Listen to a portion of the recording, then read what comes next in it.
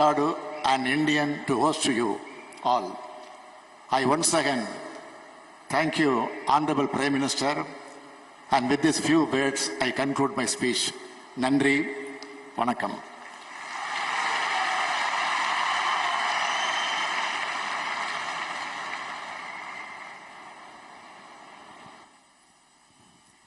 தமிழக முதலமைச்சர் அவர்களுக்கு மறுபடியும் ஒரு மிகப்பெரிய நன்றியை சொல்லிக்க நாங்கள் கடமைப்பட்டிருக்கோம்.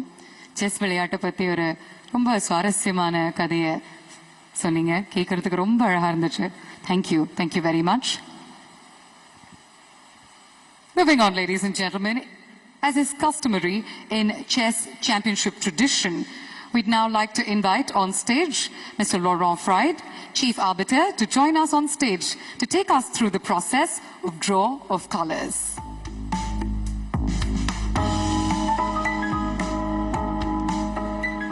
Thank you, Honorable Prime Minister, for opening the ceremony. In a moment, we will draw colors to decide whether the first board of the highest seeded team will play with the white colors or the black pieces. This is a critical moment for the Olympiad, as it will allow us to make the pairings that the whole world is awaiting. We are starting with the women's section, where the highest seeded team is India. I'm delighted now to invite the Honorable Prime Minister to draw colors.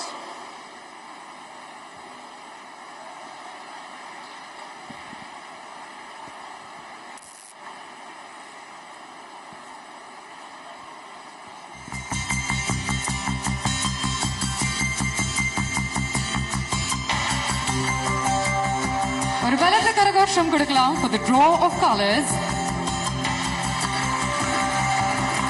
The Indian team will play with the black pieces tomorrow. Thank you. And now we are proceeding with the same protocol but for the open tournament. The colors are drawn for the highest seeded in the open tournament, United States of America.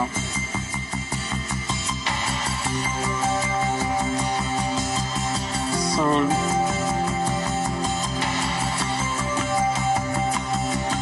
the USA will play with the black pieces as well on their top board.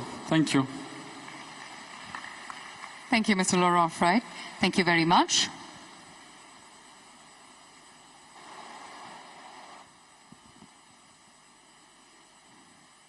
And last, but certainly not the least, it is time to welcome to the podium a visionary par excellence, a leader who leads by example, an inspiration, a thought-provoking champion.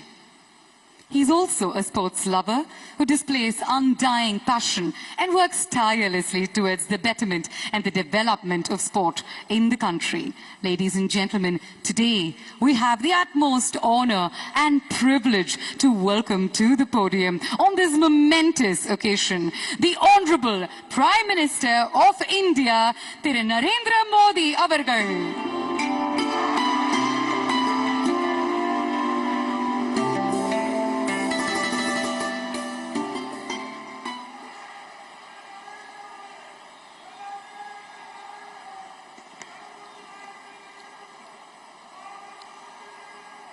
Good evening, Chennai.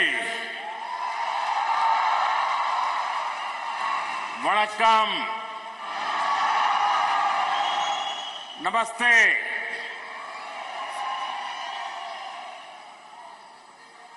Governor of Tamil Nadu, Sri R.N. Ravi ji,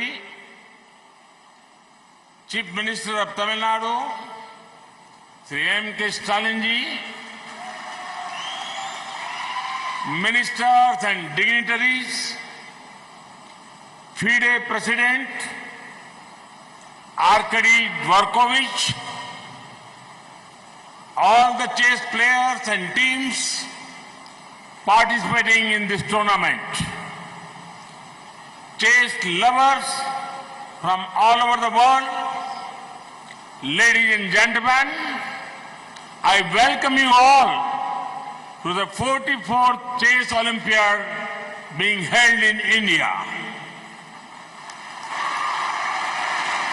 The most prestigious tournament in chess has come to India, the home of chess.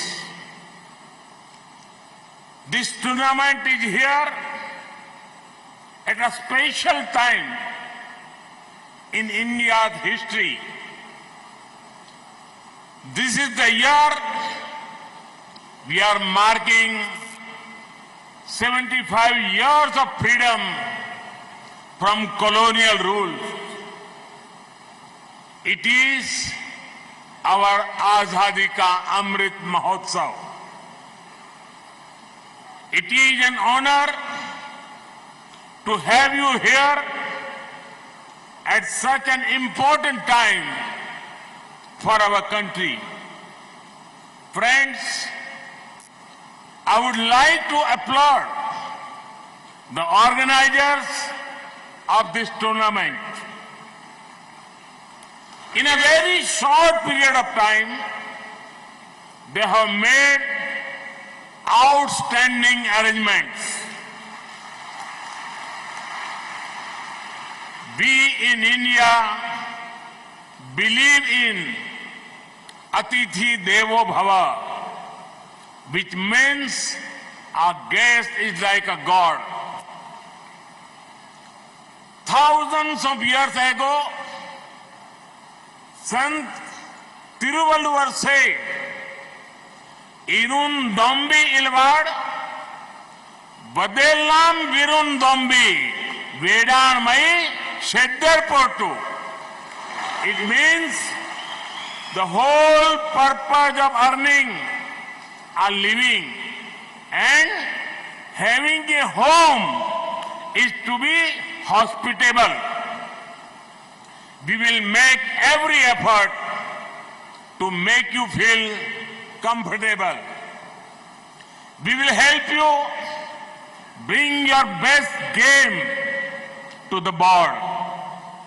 Friends, the 44th Chess Olympiad had been a tournament of many firsts and records. This is the first time the Chess Olympiad is being held in the place of origin of chess of India. It is coming to Asia for the first time in 3 decades. It had the highest ever number of countries participating. It had the highest ever number of teams participating. It had the highest number of entries in the women's section. The first ever torch relay of the Chess Olympiad started this time. This Chess Olympiad will be in memories forever. Friends, since it is 75 years of our freedom, the torch relay for the Chess Olympiad, iconic locations, traveled 7 to 75. Its over 27,000 kilometer journey has ignited the minds of youngsters and motivated them to take up chess. It is also a matter of pride that a torch relay for the Chess Olympiad will always start from India. On behalf of every Indian, I extend my thanks to FIDE for this gesture. Friends, the place at which this Chess Olympiad is happening is most fitting. There are many temples in Tamil Nadu with a beautiful sculptures that represent different sports. Sports has always been considered divine in our culture. In fact, in Tamil Nadu, you will find the temple of Chaturang Vallabhanathar. This temple at Thirupunur has an interesting story related to chess. Even God played a game of chess with a princess. Naturally, Tamil Nadu has a strong historical connection with chess. This is why it is a chess powerhouse for India. It has produced many of India's chess grandmasters.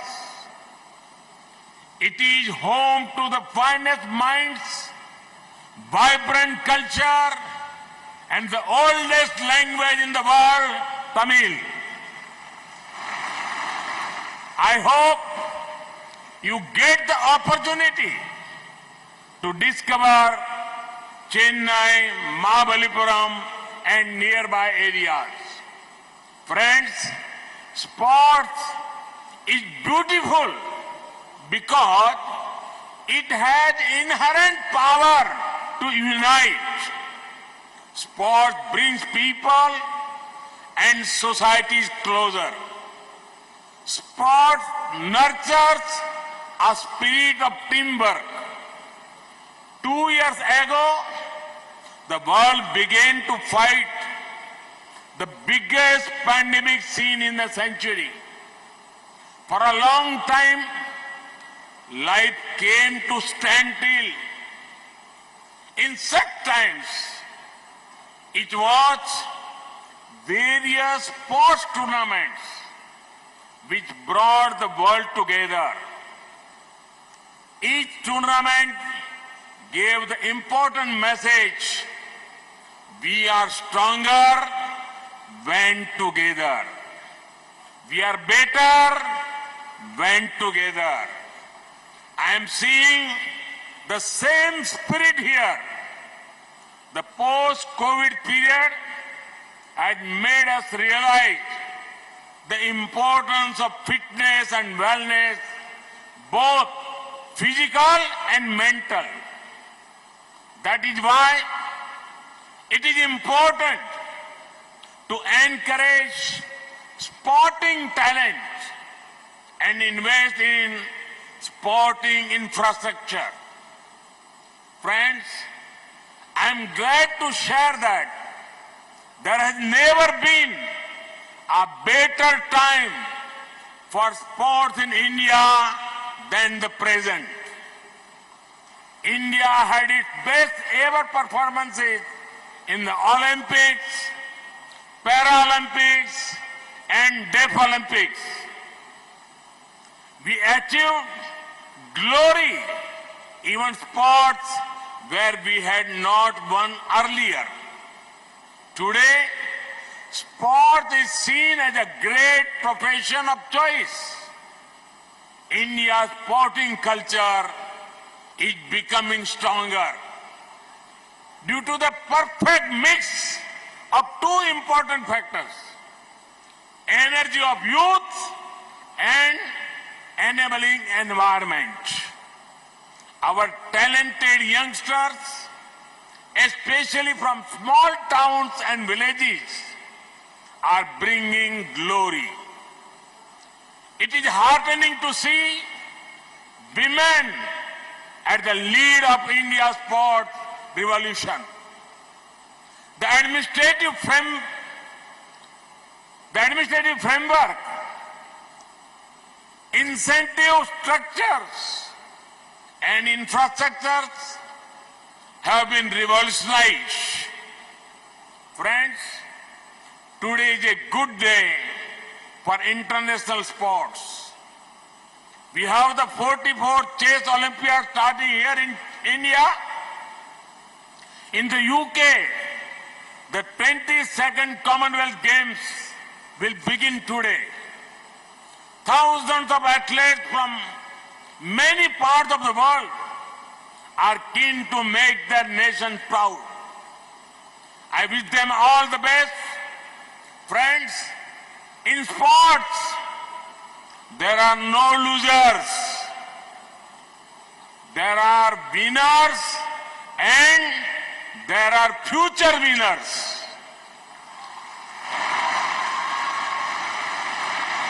I wish all the teams and players gathered here the very best for the 44th Chess Olympiad. I hope you from great memories of India and treasure them in the times to come. India will always welcome you with open arms. All the best. Now, I declare the 44th Chess Olympiad open. May the games begin.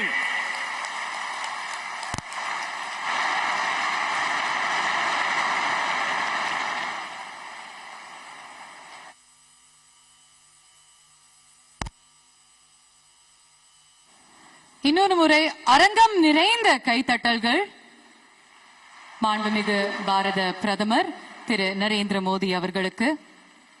மேடையில் அமர்ந்திருக்கும் அத்தனை விருந்தினர்களுக்கும் எங்களுடைய பணிவான நன்றி வணக்கத்தை தெரிவித்துக் கொள்கிறோம். இந்த ஒரு மேடையை சிறப்பாக்கி அலங்கரிச்சிருக்கீங்க and இந்த நாளை ரொம்ப ரொம்ப மெமரபிளா அன்ஃபர்கெட்டபிளா ஆக்கியிருக்கீங்க. ரொம்ப நன்றி. Ladies and gentlemen, there you have it. The leader of our nation, the Honorable Prime Minister of India, Thiru Narendra Modi avargal. Thank you, sir. Thank you so much for being here, for gracing this occasion, for making it all the more memorable and special for us. We look to be path breakers in this nation under your guidance and under your leadership. Thank you. And continue to do the great work that you're doing, sir. Thank you very, very much. Momentous scenes, viewers, momentous scenes as India hosts the International Chess Olympiad. The Prime Minister and the Chief Minister both on stage, sharing chemistry and also, of course, the enthusiasm for the game of chess. We move on, viewers, to some of the other big news of the day on India Up Front. As always, we focus on the biggest developments of the day. Now, viewers, just look at the three visuals on the screens and give them a thought. There are sackfuls of money that the ED says are proceeds of crime. There is a mantri allegedly linked to this haul but has tried to dodge arrest by falsely claiming that he was sick a few days ago. His alleged associate is jubilant and is basking in the afterglow of the alleged ill-gotten wealth. These visuals have sensationally come together as the ED recovered cash allegedly from a second residence of Arpita Mukherjee late last night. It took them so long to count the money, viewers, that it seemed for a moment that the trove of cash was limitless. They say all that glitters is not gold. In this case, the adage certainly rang true. Cash mountains of glittering cash emerged with outrageous regularity from the home of Arpita Mukherjee, an ED-designated close aide of Mamta's minister Partha Chatterjee. With each sackful of cash recovered by the Enforcement Directorate, the questions to Mamta Banerjee and her party on their inaction and silence became harder to ignore. After 5 days of burying their head in the sand, I will now draw your attention, viewers, to another set of visuals. After 5 days of burying their head in the sand and accusing the enforcement directorate of a witch hunt, it appears that the proverbial penny, or in this case, the paisa, dropped in TMC minds. Today, in a surprise move, Mamata Banerjee not only sacked Partha Chatterjee from his post, but the party also suspended him. What has proved to be Partha's undoing? That in the last 5 days, the party has done a somersault. Could it have been his aide's alleged confession to the enforcement directorate? Now, this is what Arpita is thought to have told the enforcement directorate. She is thought to have told the ED, and let's see this on the screens, viewers. The cash recovered by the enforcement directorate belongs to Partha Chatterjee.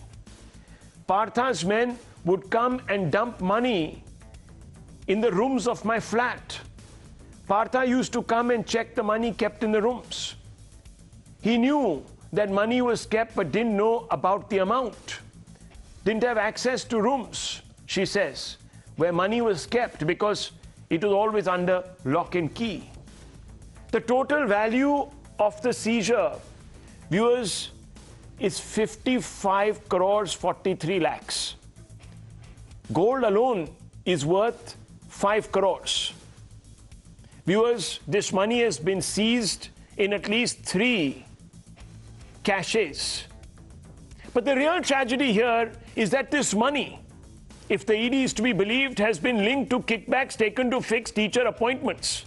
In other words, if the allegations are true, this Mantri, as even the High Court has adjudicated, was ready to jeopardize the future of India's children by paving the way for the appointment of substandard teachers by taking kickbacks. This is the allegation. This is a clear mockery of the principle of merit, the cornerstone of a democracy. This mockery doesn't end here. Even the ordinary Indian, the Manush, is being mocked, viewers. Let's look at the cold statistics. At a time when you and I are paying higher EMIs, more for our food and fuel, the Mantri had allegedly amassed assets to the tune of crores to ease the burdens of his life. How unfair is that, viewers? How contemptuous is that of the public you are appointed to serve? If it weren't for the ED, Partha's alleged indiscretions would have gone unnoticed. In fact, since the implementation of the Prevention of Money Laundering Act in 2005, the Enforcement Directorate has identified close to 1 lakh crore as proceeds of crime from different, powerful, rich, entitled folk in this country. To put things in perspective, we had just $2 billion American dollars in our forex reserves before liberalization in 1991. Rupees 1 lakh crore, ladies and gentlemen, is more than 5 times the economy of Bhutan. Rupees 1 lakh crore is the equivalent of food subsidy in India for almost 450 million people. More than 35% of the country's population. Rupees 1 lakh crore can provide employment to almost 6 crore households under Manrega. Rupees 1 lakh crore is adequate to feed 1 billion children in a year, as it amounts to 10 times the budgetary allocation of the PM Poshan or midday meal scheme. The opposition, the Congress, the BJP has of course slammed the belated action by the TMC on its minister, saying that it's a post facto admission of guilt. It has also demanded to know whether Mamta's and her party's attack on the ED were motivated and intended to discredit the agency because it was closing in on corruption by its top leaders. Viewers, let's ask that question. Let's ask if that was indeed the case. Let's ask, viewers, if Didi and her party will still demonize the Enforcement Directorate. I want to begin by asking Dr. Shashi Panja, Minister in charge, Department of Women and Child Development and Social Welfare, National Spokesperson of the TMC. Dr. Panja, it's a straight question, and it's a question that is on everyone's mind. Is the suspension an indirect admission of guilt? Is the sacking an indirect admission of guilt? Simple, straightforward question to you tonight. Good evening, Rahulji. Good evening to all. And of course, I think today's press conference was also followed by you and your channel. And there are some very strong actions and stern actions which have been taken vis-a-vis the Partha Chatterjee, who was the minister. So he's been relieved from there. And also, he was in various posts of the party. He has also been suspended from there. So what your question, like, I can just say this much, that we have a disciplinary committee. In fact, he was also one of the members. The moment this incident happened and when he was arrested on 23rd, the disciplinary committee sat that day. There was intense consultation and amongst the members, and certain observations were placed to the chairperson of All India Trinamool Congress, Mamata Banerjee. And it was that we went on saying, we did tell you also that the party is keeping a stern, is observing it, observing how things were unfolding.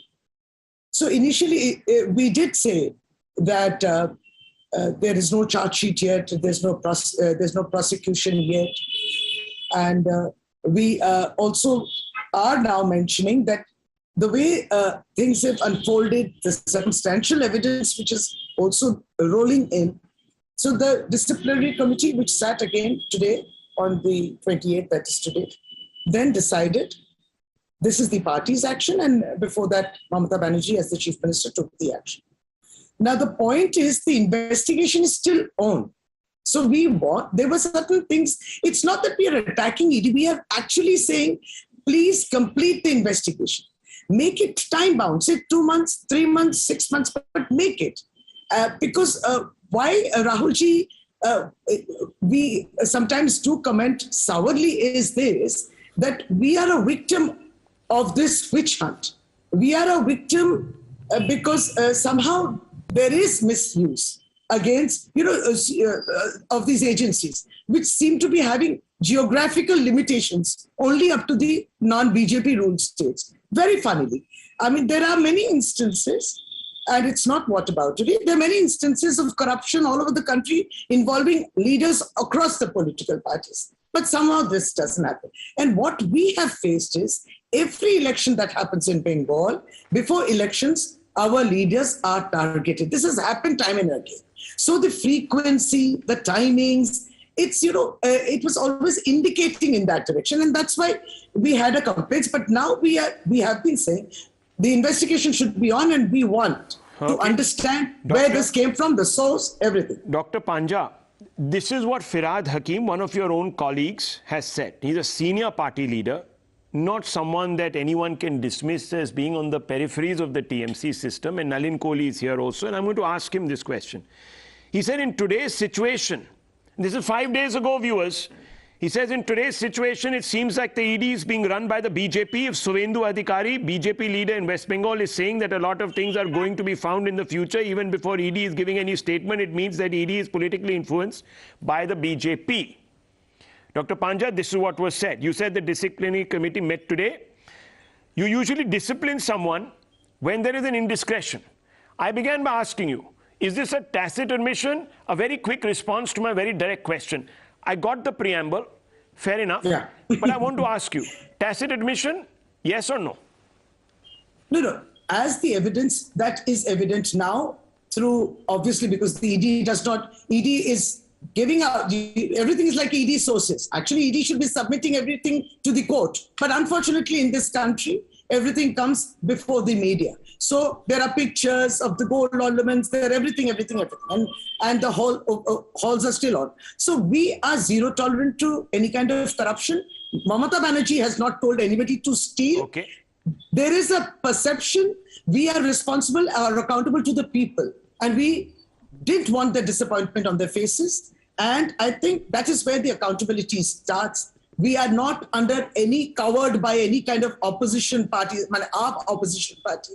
Their remarks, we are not covered with that. Okay, we are responsible to the people. The BJP says that this is an admission of guilt. You say that one in, but what about? And the Alibaba's cave has been exposed as one of ill-gotten riches. Mr. Kohli, what about the 40 other chores? Why is the BJP still unhappy with this action? Can you give Dr. Panja a response?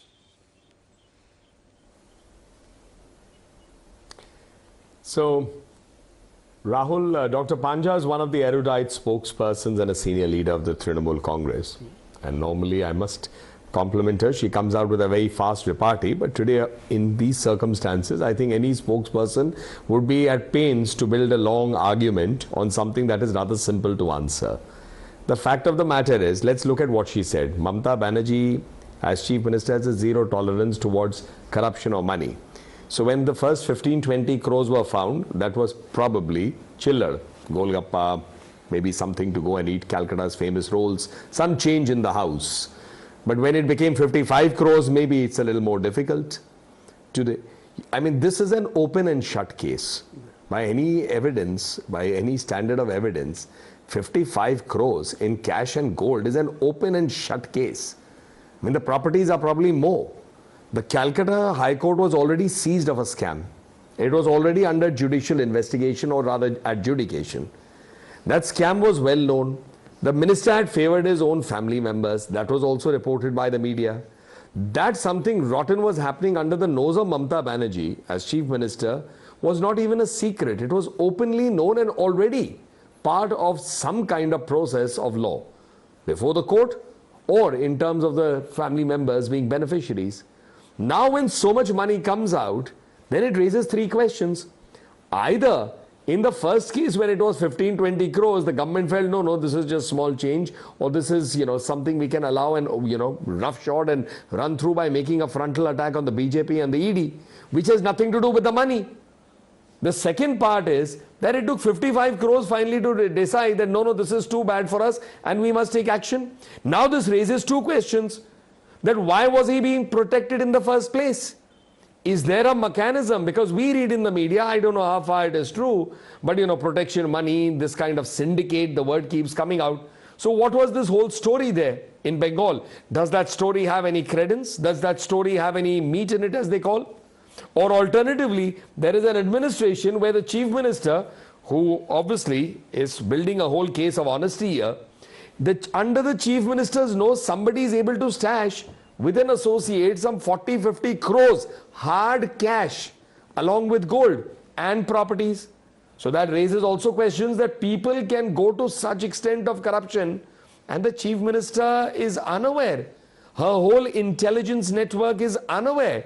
So either it is unaware, as we are to believe, or it is completely aware and looking the other way. In both cases, it doesn't speak well for the West Bengal government. Okay, so I'll ask that question. So let's ask that question. And the leadership. Why was he protected for so long? At least today we would have expected. Is he because? Thank you to the ED. Okay, is it because the money trail? Honest, if this was a corrupt a government which is honest, acting against a corrupt person, then you should have said a thank you to the ED. Okay, viewers, I just want to come in here. Viewers, there is a black diary.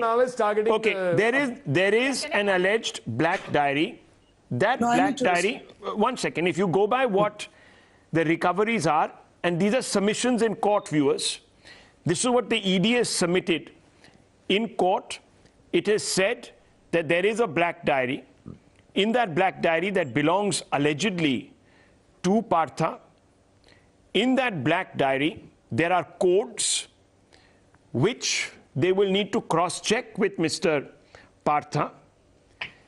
Codes of money transactions which could be beyond the current scope of investigation. So, in the backdrop of that, Dr. Panja, very quickly I want to ask you before I bring in the others, was this gentleman being protected? Is that the reason why Firhad Hakim very quickly on the first day itself said, hang on, the ED is the BJP's extension. It is the BJP's parrot, cage parrot. Now that the action has been taken, are you quickly cauterizing the wound? Dr. Panja, and you know, you're a doctor, you understand the term, cauterizing the wound. Yeah, I understand it. These days, we in our medical practice, we do cryo. So that is cold. That was cryo. Cautery would be when you apply heat, and when you use cold things, then we call it cryo. But it's not Rahulji. I'm amazed at Nalin Kohli, what he said. We are not protecting anybody. I mean, right from day one, we have said that, initially what was it? It was about the aid. The aid we know nothing about. We don't know about the money which was found in It's not the quantum of money, Kohli. You understand that the money was found in the AIDS house. Was the money found in Trinamool Congress party headquarters? Was it? No. So but it has been linked to a Trinamool minister. That's why you suspended him. Rahul ji, there could be no backstop. For Kohli ji, pictures are very important. Even we have questions. Why did you let Mehul Chokshi run away from the country? Why did you let Nirav Modi run away from the country? Here he is not run away. He's here, very much undergoing an investigation. He might still run away. You don't know. So was there a failure of intelligence? Was there a failure of intelligence? Okay, failure of intelligence all around. Okay, very quickly, Mr. Kohli. Very quickly respond, and then I will open this up. Yes. One quick point. Look, I mean, of course, there will be the attempt to obfuscate and there will be an attempt to digress and create an alternative argument point.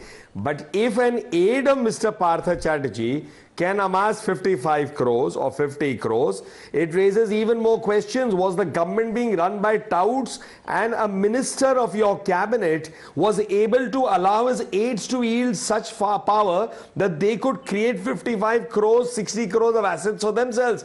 Okay. It begs the question then, how much were the ministers making? Well, so let's do away with the ED thank you for that and let BJP investigate. For assisting me to let us do away with the country ED about how BJP investigate. You would also love that. Again, the insinuation being drawn is that the ED is now seconded to the BJP. Okay, now 1 minute. Enforcement Directorate, because obviously it is catching corrupt people in your government. Okay. No, I mean, I can understand your vested but it should also catch Suvendu Adhikari.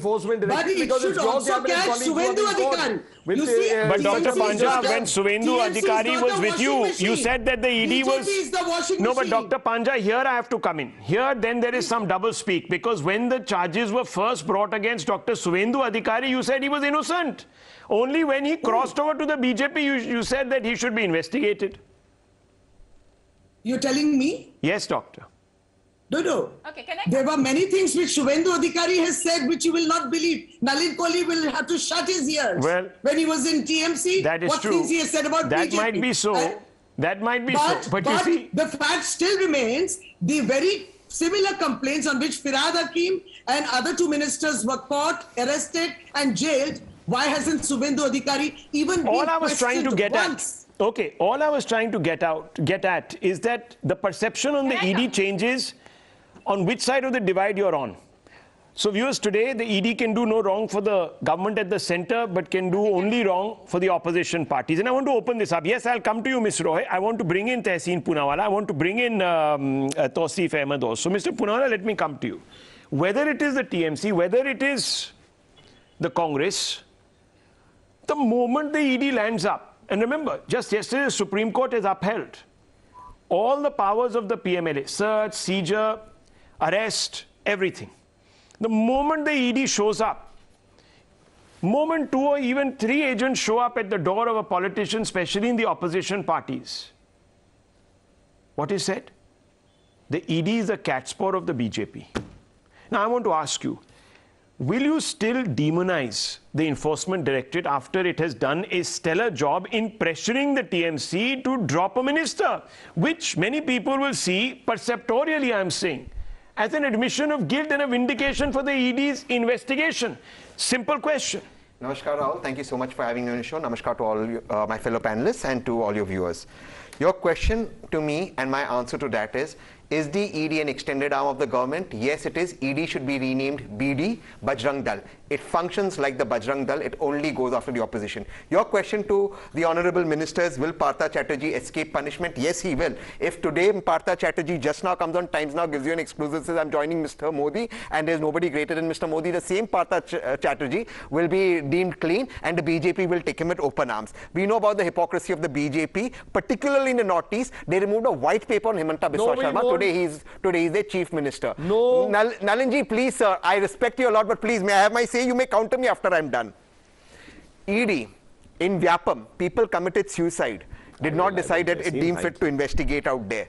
And if so much cash is being found, can we ask one question of Nalin ji, for whom I have a lot of respect? Hasn't demonetization failed? Because the Honorable Prime Minister said in 50 days demonetization will change this country. Now you're finding cash that nobody's ever seen. So either the Prime Minister's failed, or either he's using the ED to catch people, which he doesn't use in his party. I have one simple question. I completely, bowing before the majesty of the Honorable Supreme Court, disagree with yesterday's judgment of the Honorable Supreme Court. I think fundamentally that's constitutionally wrong. But that's a debate for another day. My simple question to Nalin ji is this. When will the ED turn on your people and investigate the scams? Didn't the foreign government write to your government saying that there was scam in the Rafale? It wrote. You all refused to open it until that came out. And why does ED give everything to the newspapers and to the media? Why doesn't it go to court and submit it? Why is ED leaking investigation? Is it because it wants to save people? What is the conviction rate of ED?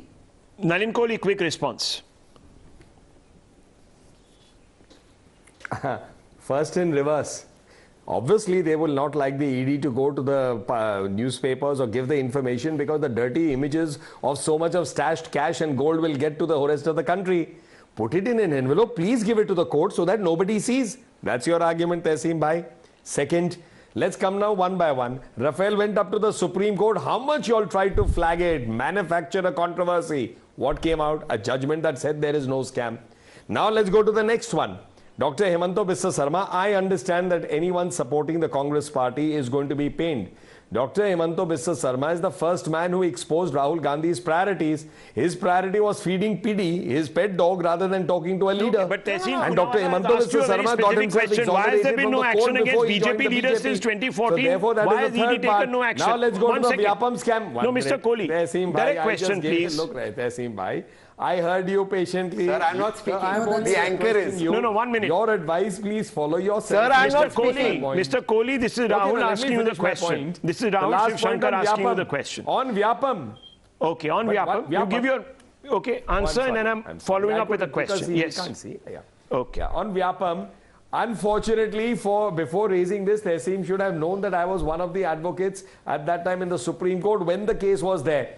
And what did the Supreme Court say? How much did the Congress leaders try to manufacture a case? There is a whistleblower, there is this, there's a castigating judgment of the Supreme Court talking about the fraud to manufacture a case that there was political interference. Here was the government of Shivraj Singh Chauhan that actually asked for the CBI and the court appreciated it. Okay. Go take out the court records, take out the orders, and you'll have all the facts. So they are saying, the opposition says that we will continue. Gargi Roy, let me bring you in on this. Gargi Nandi Roy, let me bring you on this. The opposition continues to say we can still go after the Enforcement Directorate, still call out its selectiveness, because there has been no action against anyone from the BJP by the ED after 2014. That's the kind of blanket accusation that is being made. Your response to that? Yes. Thank you, Rahul. Thank you for inviting me. I'll come to that. See, if BJP is wrong, then the voters of BJP will teach them a lesson. But in West Bengal, 1 second, I'm getting an echo. 1 second, Yeah, we'll just correct that, but you carry on. Correct it, carry on. But in West Bengal, the West Bengal, the voters have elected Trinamool. The mandate has been given to Trinamool, and Mati Manush have been cheated by TMC and Mamta Didi. Rahul, today on National Channel, I want to share two specific information with you.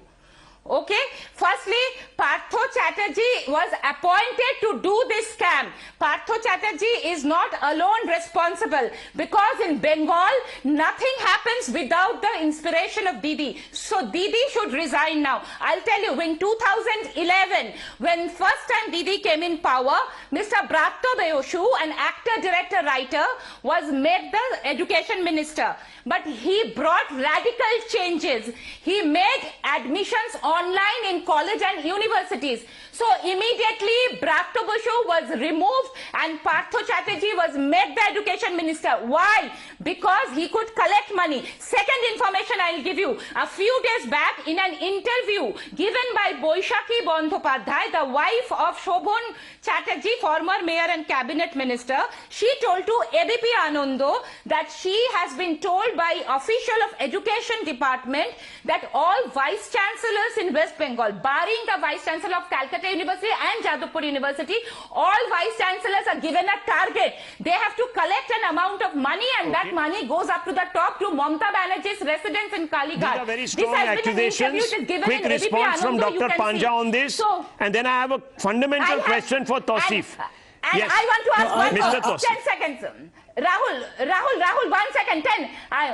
I will ask Dr. Panja what will happen if the people who have paid 15, 20 and 30 lakhs for jobs, now they start asking back their money because now they are losing their jobs. Already because of High Court order, 269 teachers have lost jobs. What will happen? The thousands, Rahul, I'll tell you the amount is 15,000 crore scam. This scam, and as a daughter of Bengal, my heart bleeds today. Those are your assessments.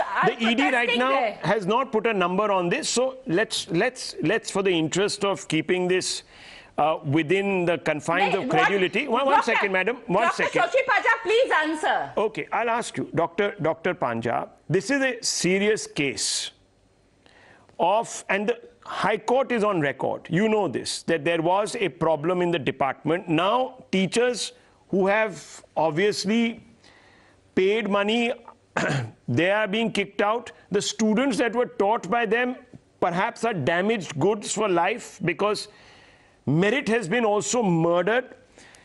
The claim that Gargi Nandi Roy is making is that all of this is being done at Mamata Banerjee's behest, and now therefore you have suddenly gone and severed your connection from this individual before the cancer spreads. That's a very serious charge. You need to answer because that is what the public will also ask you today, Dr. Panja. Exactly, Rahulji. This is what I said. It is the people's beliefs and trust and hope that are the foundations for Trinamool Congress. You know, Mahamati Manush, Dr. Roy, let Mahamati Manush decide whether they like TMC or not. And I'm amazed by your fictitious allegations. I mean, you need to substantiate. You are trying to say that the Chief Minister is saying that go and steal money. I mean, this is, we could file a defamation against you. Kindly substantiate your statements. And who are you to give the logic? No. Boishaki Bandopadhyay, what is the locus standi? I mean, tomorrow so many things are being said about BJP. I'll tell you what is being said about BJP. Have you filed that defamation? No.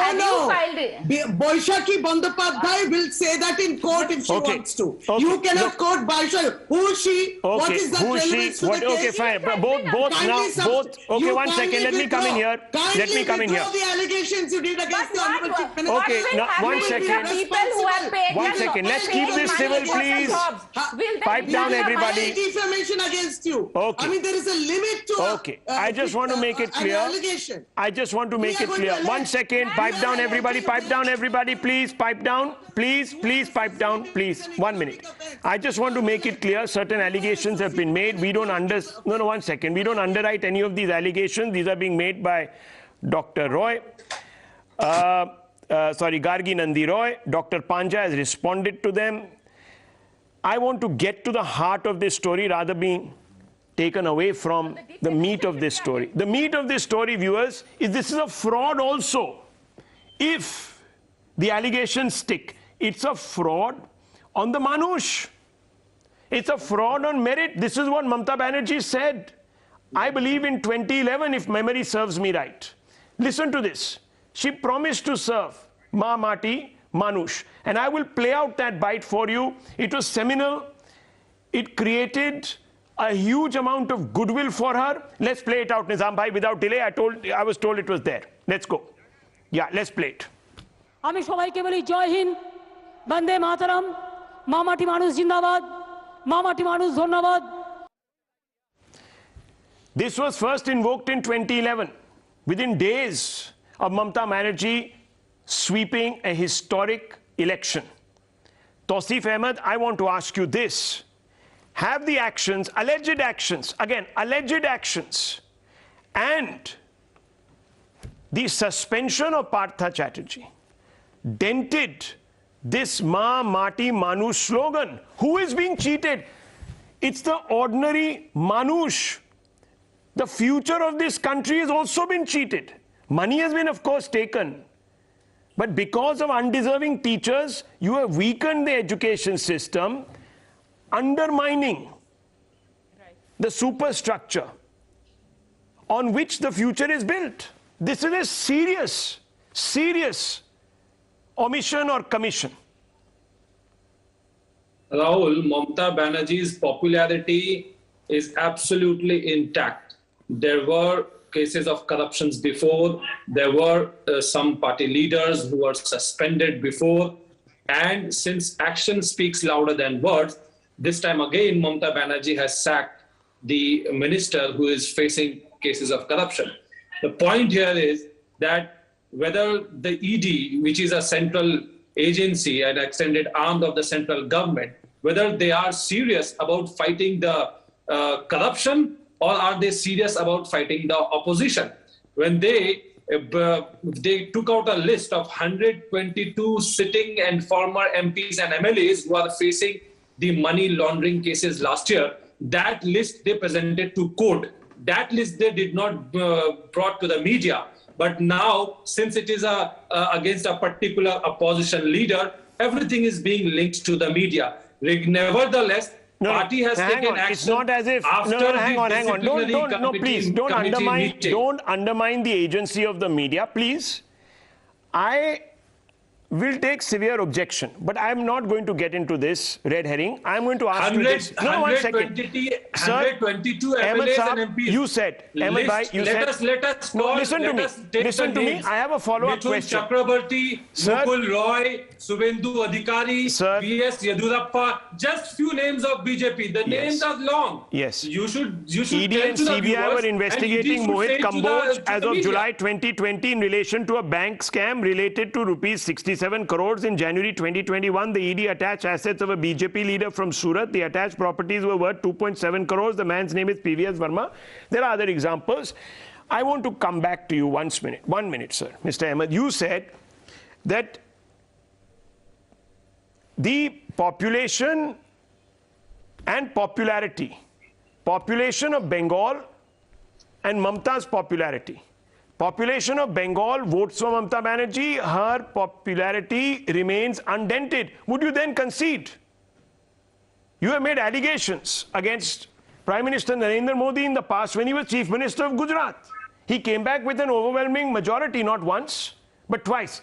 Second time, the second election, Rafael. People voted him back. Would you then concede that he is innocent? Would you apply the same yardstick? Narendra Modi won because Congress had given it up. You see, viewers, no. You can't suddenly now. You can't suddenly. No. I'm sorry. I'm now moving on. I'm moving on because I'm running out of time. I just want to also focus on another big story. You can't have two different yardsticks. There can't be a but and a. You see, we should not be judging people in the court of public opinion. Perceptions can be swayed, viewers. You know very well. But fundamentally, Narendra Modi was even let off by the courts in the alleged crimes that he was accused of. That is where it matters. This preemptive action, the point is, will it insulate the TMC from the larger, more embarrassing charge that this scam runs deeper? Can I ask two questions to Dr. Paja? No, I'm now closing this debate. I'm leaving it as a rhetorical question. Please, I'm leaving it. We can continue this debate tomorrow also. This story is going nowhere. It's probably going to get bigger. The threads of this story, we don't know where they lead to. We don't even know if all this money is only from one particular scam. Or will the diary reveal more scams? We don't know all this. These are all rhetorical, presumptive questions I'm putting out there. We'll have to wait and see. But I want to move on to a very quick story as I wrap out of this show, viewers. 3 days after the first tribal woman from a humble background was sworn in as the President of India, the grand old party, the Congress, stripped her of her dignity. Congress appointed leader of opposition Adhir Ranjan Chowdhury referred to Draupadi Murmu, President Draupadi Murmu, as Rashtrapatni. Rashtrapatni. Think about that, viewers. How condescending, how sexist, how demeaning. It's almost like the Mahabharata has been replayed. This led to a massive uproar inside and outside the parliament, with the BJP demanding an apology from the party chief, Sonia Gandhi, for insulting the president. But these demands were scoffed at by the Congress, who said BJP's Union Minister Smriti Irani in turn insulted Sonia Gandhi, the Congress party president. We will tell you all about the spat which happened after the House adjourned and the cameras stopped rolling. But first, listen how Adhir Ranjan Chowdhury first insulted President Murmu and then defiantly says he won't apologize. Listen to this first. कल तो राष्ट्रपति भवन जा रहे थे तो जाने नहीं दिया गया था। नहीं दिया गया, आज भी जाने का कोशिश करेंगे।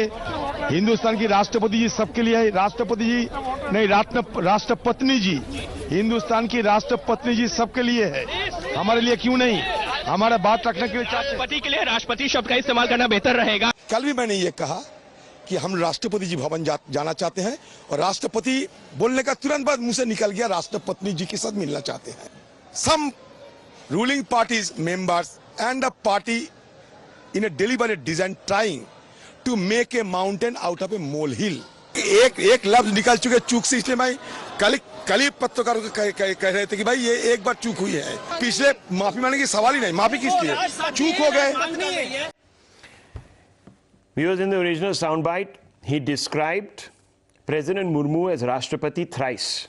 The fourth instance, he said Rashtrapatni.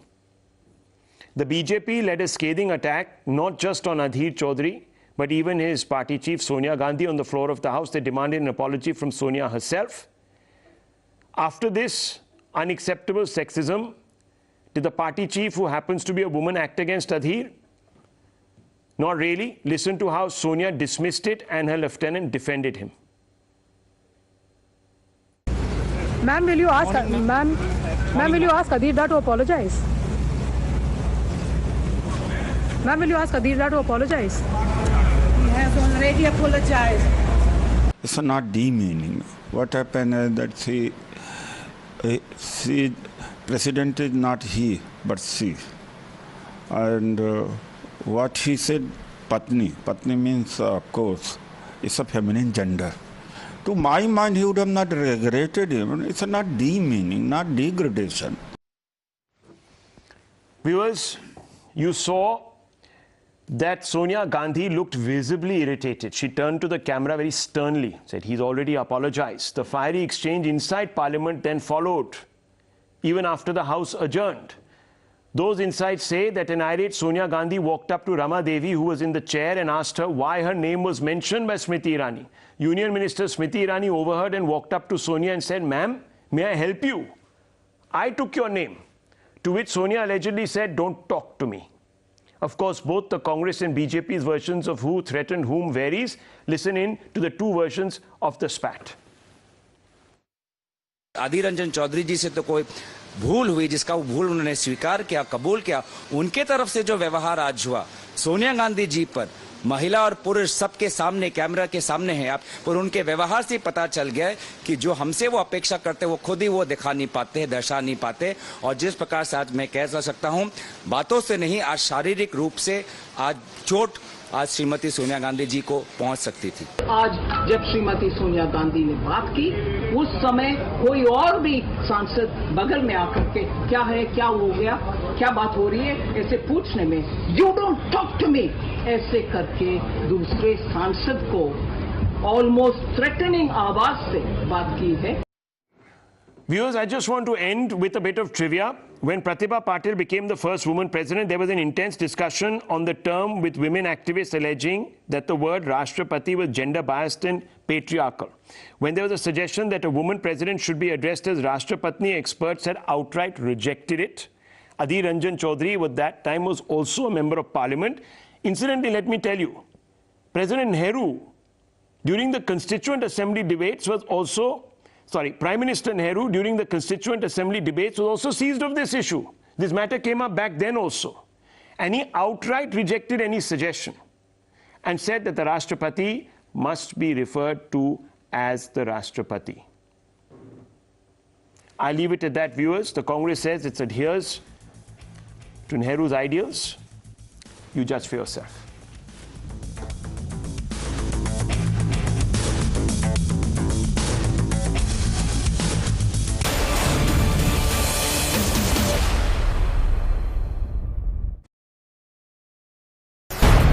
most pressing issues, the most informed minds, a free and fair exchange. Converse India with Rahul Shivshankar. 3-4 ತಲೆಮಾರುಗಳಿಗೆ ಆಗುವಷ್ಟನ್ನು ನಾವು ಮಾಡಿಕೊಟ್ಟಿದ್ದೇವೆ ನೆಹರು, ಇಂದಿರಾ ಗಾಂಧಿ, ಸೋನಿಯಾ ಗಾಂಧಿ ಹೆಸರಲ್ಲಿ.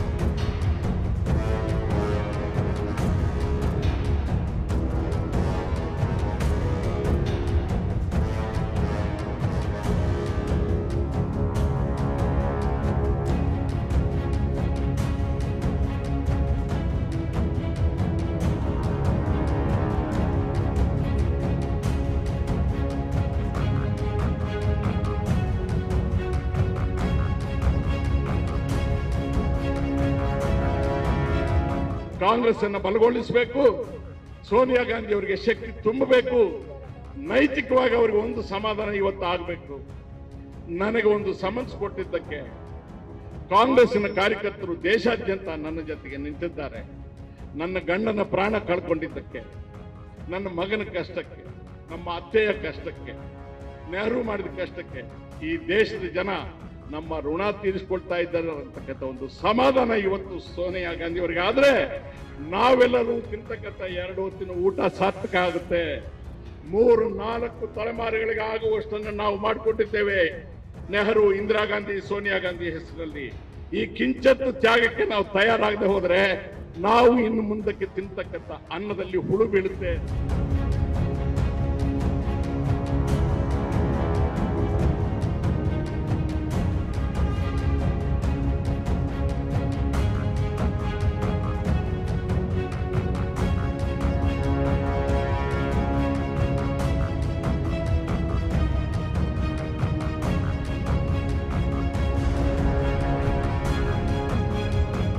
He has openly confessed, he has openly admitted. In fact, taking this cognizance, I think our agencies should book a case, should really book a case against him and also make an enquiry, because he would be knowing who are all the beneficiaries.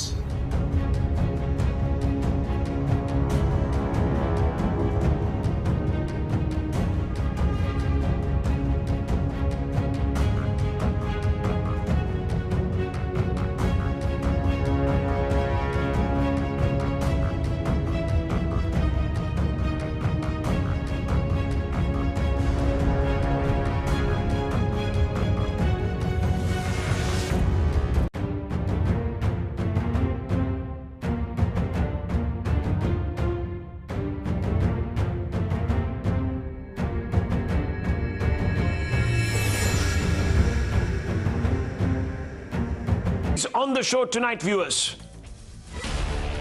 Prime Minister Modi inaugurated and laid the foundation stone of multiple projects of Sabar Dairy at Gathorda Chowki, Sabrakanta to boost the rural economy, support local farmers and milk producers.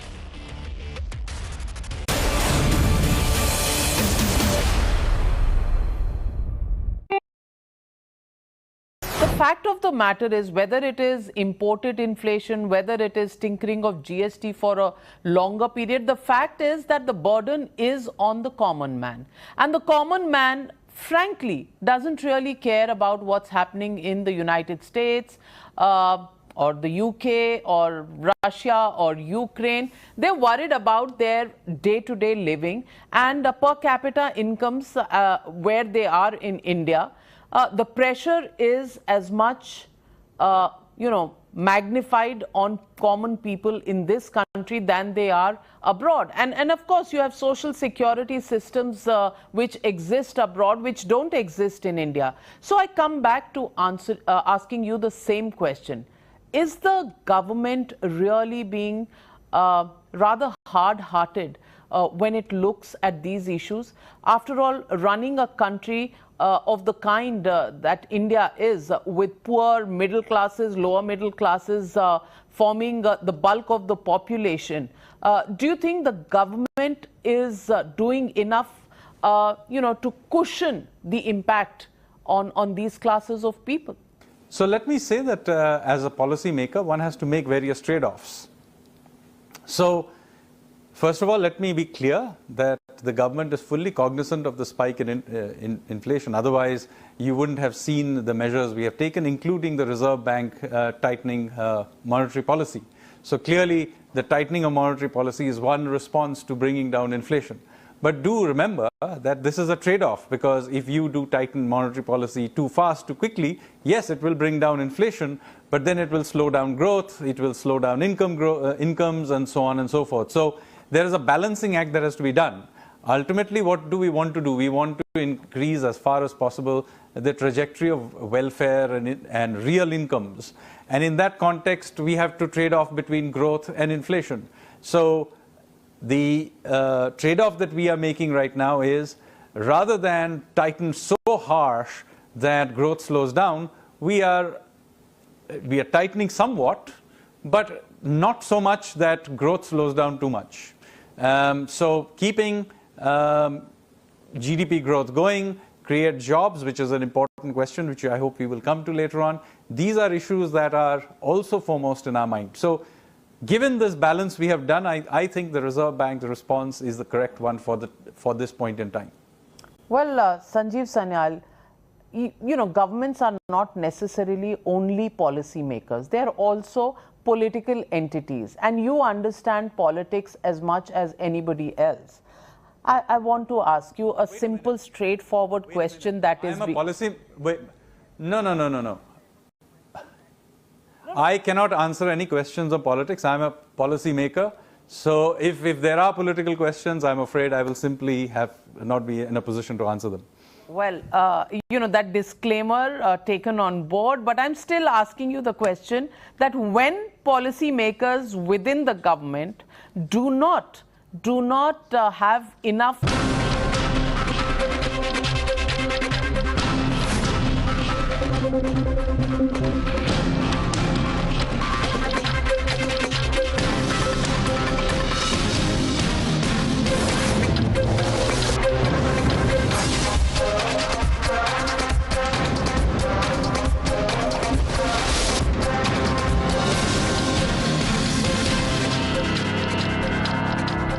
Good evening, ladies and gentlemen. Right from day one, when NDA announced Draupadi Murmu as its presidential candidate to today, her critics have gone on an overdrive to attack her. Yesterday, Congress Member of Parliament Adhir Ranjan Chowdhury branded India's 15th president as Rashtrapatni. This remark has led to an all-out war today, with the BJP breathing fire on the Congress, but unapologetic Adhir Ranjan Chowdhury later called it a slip of tongue. Listen in to this sequence.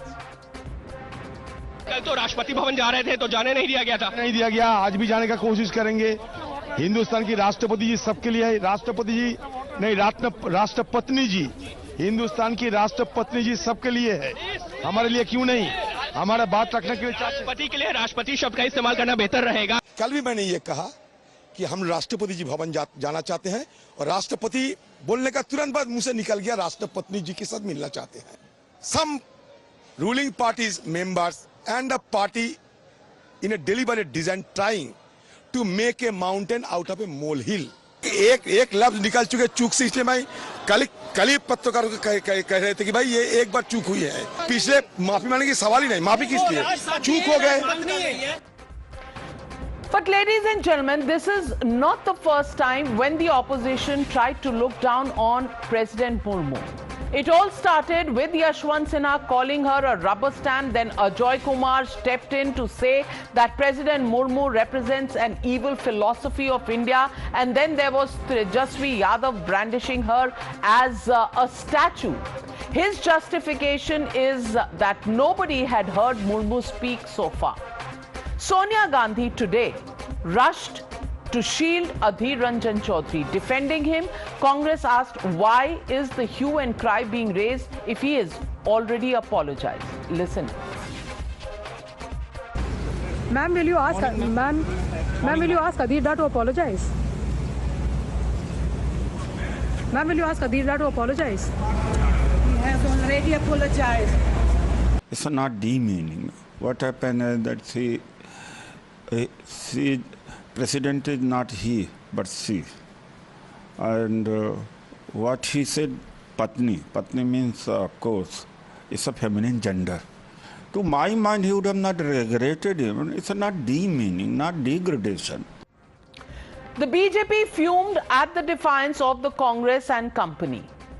Union Minister Smriti Irani led BJP's attack, breathing fire on Sonia Gandhi. She squarely blamed Sonia for giving instructions to her member of parliament to launch a slander campaign against the president. Others in the BJP say it was nothing but deliberate sexist abuse. Listen in. Congress party आदिवासी महिला का ये सम्मान पचा नहीं पा रही। Congress party गरीब परिवार की बेटी देश की राष्ट्रपति बने, इसको पचा नहीं पा रही। आदिवासी विरोधी कांग्रेस, महिला विरोधी कांग्रेस। एक घोर अपमान है आदिवासी देश का, आदिवासी का एक नेत्री और बेटी को बहुत बड़ा अपमान है, राष्ट्रपति का अपमान है, राष्ट्र का अपमान है। जिनको ऐसे अधीर रंजन को जिन्होंने अपॉइंट किया वो माफी मांगना चाहिए। सोनिया गांधी जी माफी मांगना चाहिए। दुर्भाग्यपूर्ण है, कांग्रेस पार्टी को माफी मांगनी चाहिए और मांगनी पड़ेगी। ये देश की महिला का अपमान है, देश के आदिवासियों का अपमान है और साथ ही साथ में भारत के राष्ट्रपति जो भारत का सर्वोच्च संवैधानिक पद है उसका अपमान है। बिना शर्त माफी मांगनी ही पड़ेगी। But let's get you a blow-by-blow account of what happened inside the parliament after the house was adjourned.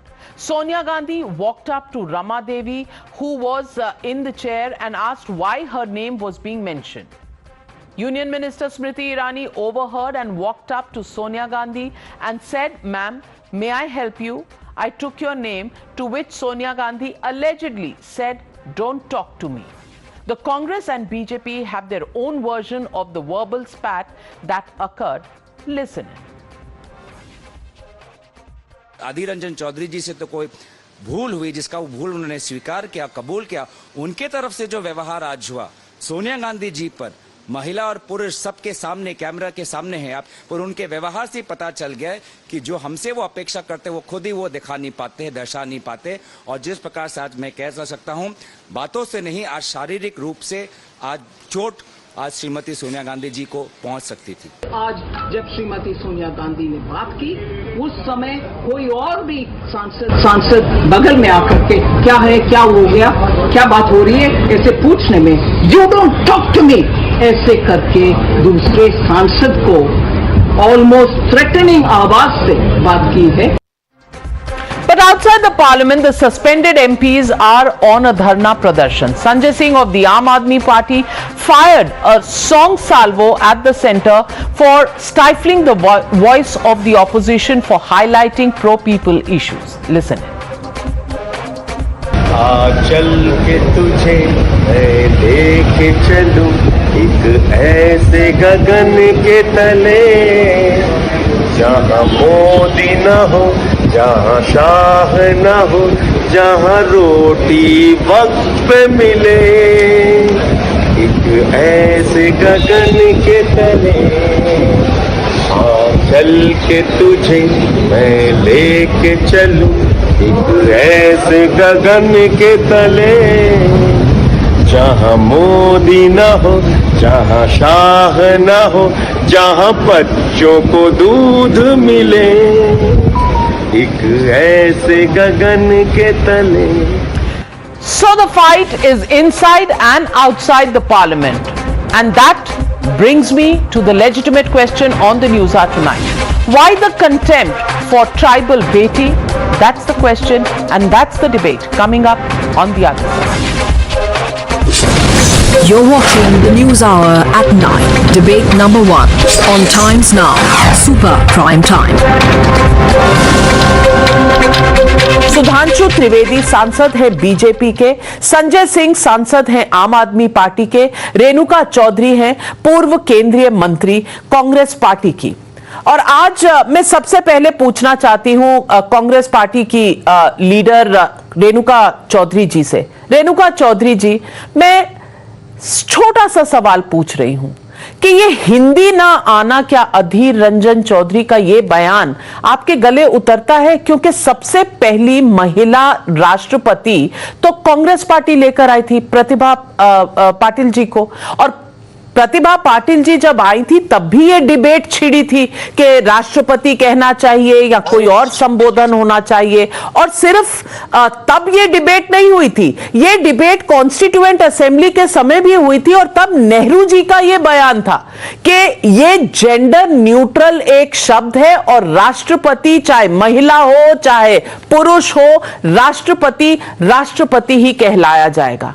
तो ये अब कंफ्यूजन है, हिंदी पर पकड़ कम है, या कुछ मानसिक स्थिति ऐसी है कि रोज कोई ना कोई पटाखा फोड़ दो और उसके बाद संसद ना चलने दो? देखिए, एक नाम मुद्दे को लेकर आपने देश का मुद्दा बना दिया। सबसे पहले मैं सोचती हूं कि आप राष्ट्रपति जी का अपमान इस बहस के नाते आप जारी रख रहे हैं। सबसे पहले राष्ट्रपति जी कोई सामान्य महिला नहीं है, और वो एक लिंग के डिफरेंस में उनको कोई फर्क नहीं पड़ने वाला है। वो ताकतमान महिला है और वो बहुत अच्छी तरह जानती है और चला के दिखाएगी आगे जाकर कि ये सब बातें बेकार बातें हैं। मैं इस इलाके भद्राचलम में हूँ जहां हमारे बाढ़ आकर लोगों का रहने का जीना हराम हो गई है। यहाँ सरकार कोई नहीं आए हैं, कोई हमारी मन की बात तन की बात सुनने वाले नहीं है। यहाँ 10 दिन से लोगों के घर डूब गई है और उनके पास खाने पीने का कुछ भी नहीं। इस बात को लेकर आप देश भर में नहीं दिखाते हैं। और कोई बंगाली आदमी ने कह दिया, उन्होंने मान भी लिया है, उन्हें सब कुछ मान गया है और कह दिया कि मेरे से गलती हुई। हिंदी सबकी भाषा नहीं है, हिंदी हमारे साउथ की भी भाषा नहीं है, फिर भी हम कोशिश करते हैं, हम बात करते हैं। अगर इस प्रयत्न में कहीं एक उल्टा सुल्टा हो गया तो वो धज्जे उड़ाने की कोई जरूरत नहीं। और द्रौपदी मुर्मू जी को लेकर उनको प्लीज मत पॉन बनाइए इस मामले पर। मैडम राष्ट्रपति जी इज नॉट सो वीक और फ्राजाइल कि उनको मीडिया की सपोर्ट की जरूरत है और उनकी कोई बेइज्जती नहीं हुई है। ये आप सबसे पहले बात ये पहचान लीजिए। लेकिन मैडम की बेइज्जती करने की किसी की कोई जरूरत नहीं है इस देश में। वो तो अभी अभी बने हैं और सब आदर सम्मान से उनको देखते हैं। सुधांशु त्रिवेदी जी, रेणुका चौधरी जी का कहना है कि राष्ट्रपति जी का ना कद ना पदवी इतनी फ्रेजाइल है, यानी कि इतनी कमजोर है कि इस बात पर उनकी जो प्रतिष्ठा है वो कम हो जाए। रेणुका चौधरी के इस बयान का जवाब दीजिए।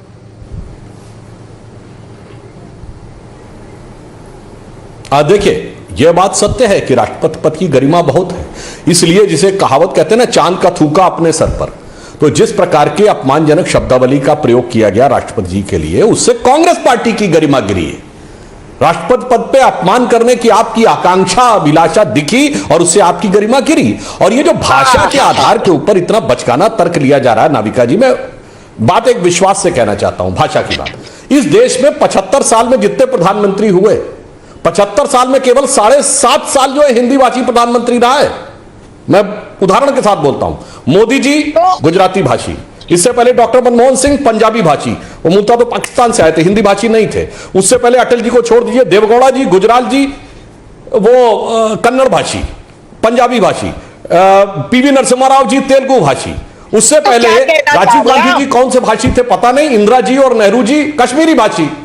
एक मिनट, मैं अभी जो कहना चाह रहा हूं, अरे पूरी बात तो सुनिए मैडम। मोरारजी गुजराती भाषी, किसी ने गलती नहीं की कभी इतनी बड़ी। और सोनिया जी को तो सबसे पहले कहना चाहिए, भाई मैं तो इटालियन भाषी हूं, मैंने तो 30 साल से पहले कभी हिंदी सुनी नहीं थी। मैंने हिंदी सीखी मिस्टर अधीर रंजन चौधरी पर कभी इतनी बड़ी गलती नहीं की कि पति को पत्नी बोल दिया हो। तो उनको तुरंत डांट के कहना चाहिए था, जैसा उन्होंने स्मृति ईरानी से कहा, डोंट टॉक टू मी। उन्हें कहना चाहिए था, अधीर रंजन चौधरी जी मैंने कभी इतनी बड़ी गलती नहीं की है।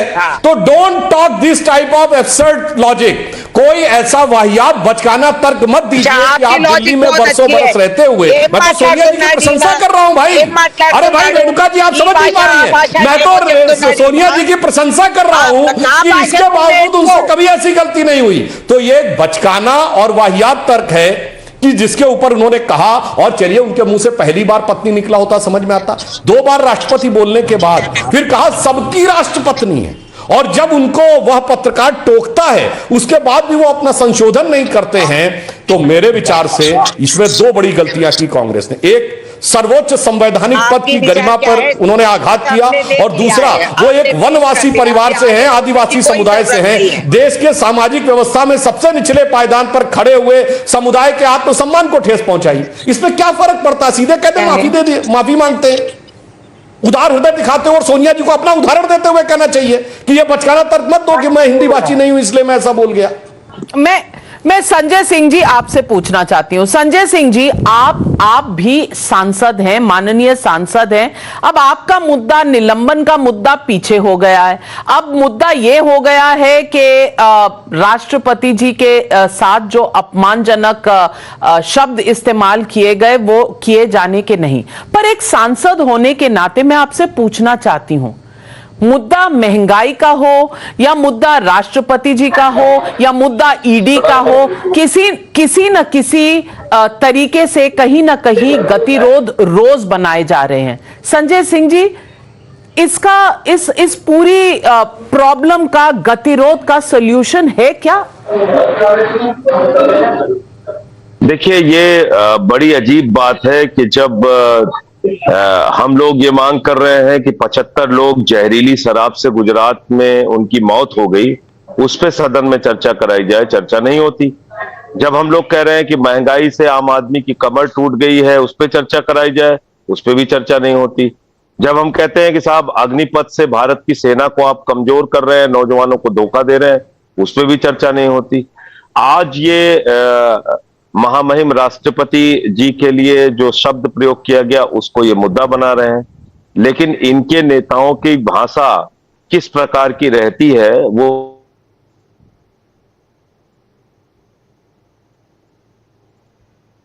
जैसे भाषा की बात आई और संजय सिंह जी कुछ बोलना चाह रहे थे, शायद फ्रीज हो गया है और वो पार्लियामेंट में बैठे हुए हैं, कहीं जैमर तो नहीं लग गया वहां पर? नाविका जी, मेरी आवाज आ रही है? जी अब आ रही है। हेलो जी अब आ रही है, बोलिए। मैं तो ये कह रहा हूं कि इनकी एक माननीय मंत्री जी हैं, उन्होंने एक चुनाव में कहा कि राम जादे, और दूसरा शब्द मैं आपके चैनल पे भी नहीं बोल सकता। ऐसे ऐसे शब्दों का प्रयोग ये लोग करते हैं। और मैं सुधांशु जी से कहूंगा कि मान लीजिए वो तो हिंदी नहीं जानते हैं, लेकिन आप तो अच्छी तरह से हिंदी जानते हैं। आपने अभी तुरंत इसी चैनल पे बोल दिया कि सबकी, पूरे राष्ट्र की, वो आगे का शब्द आपको नहीं बोलना चाहिए, और हम सब में से किसी को भी नहीं बोलना चाहिए।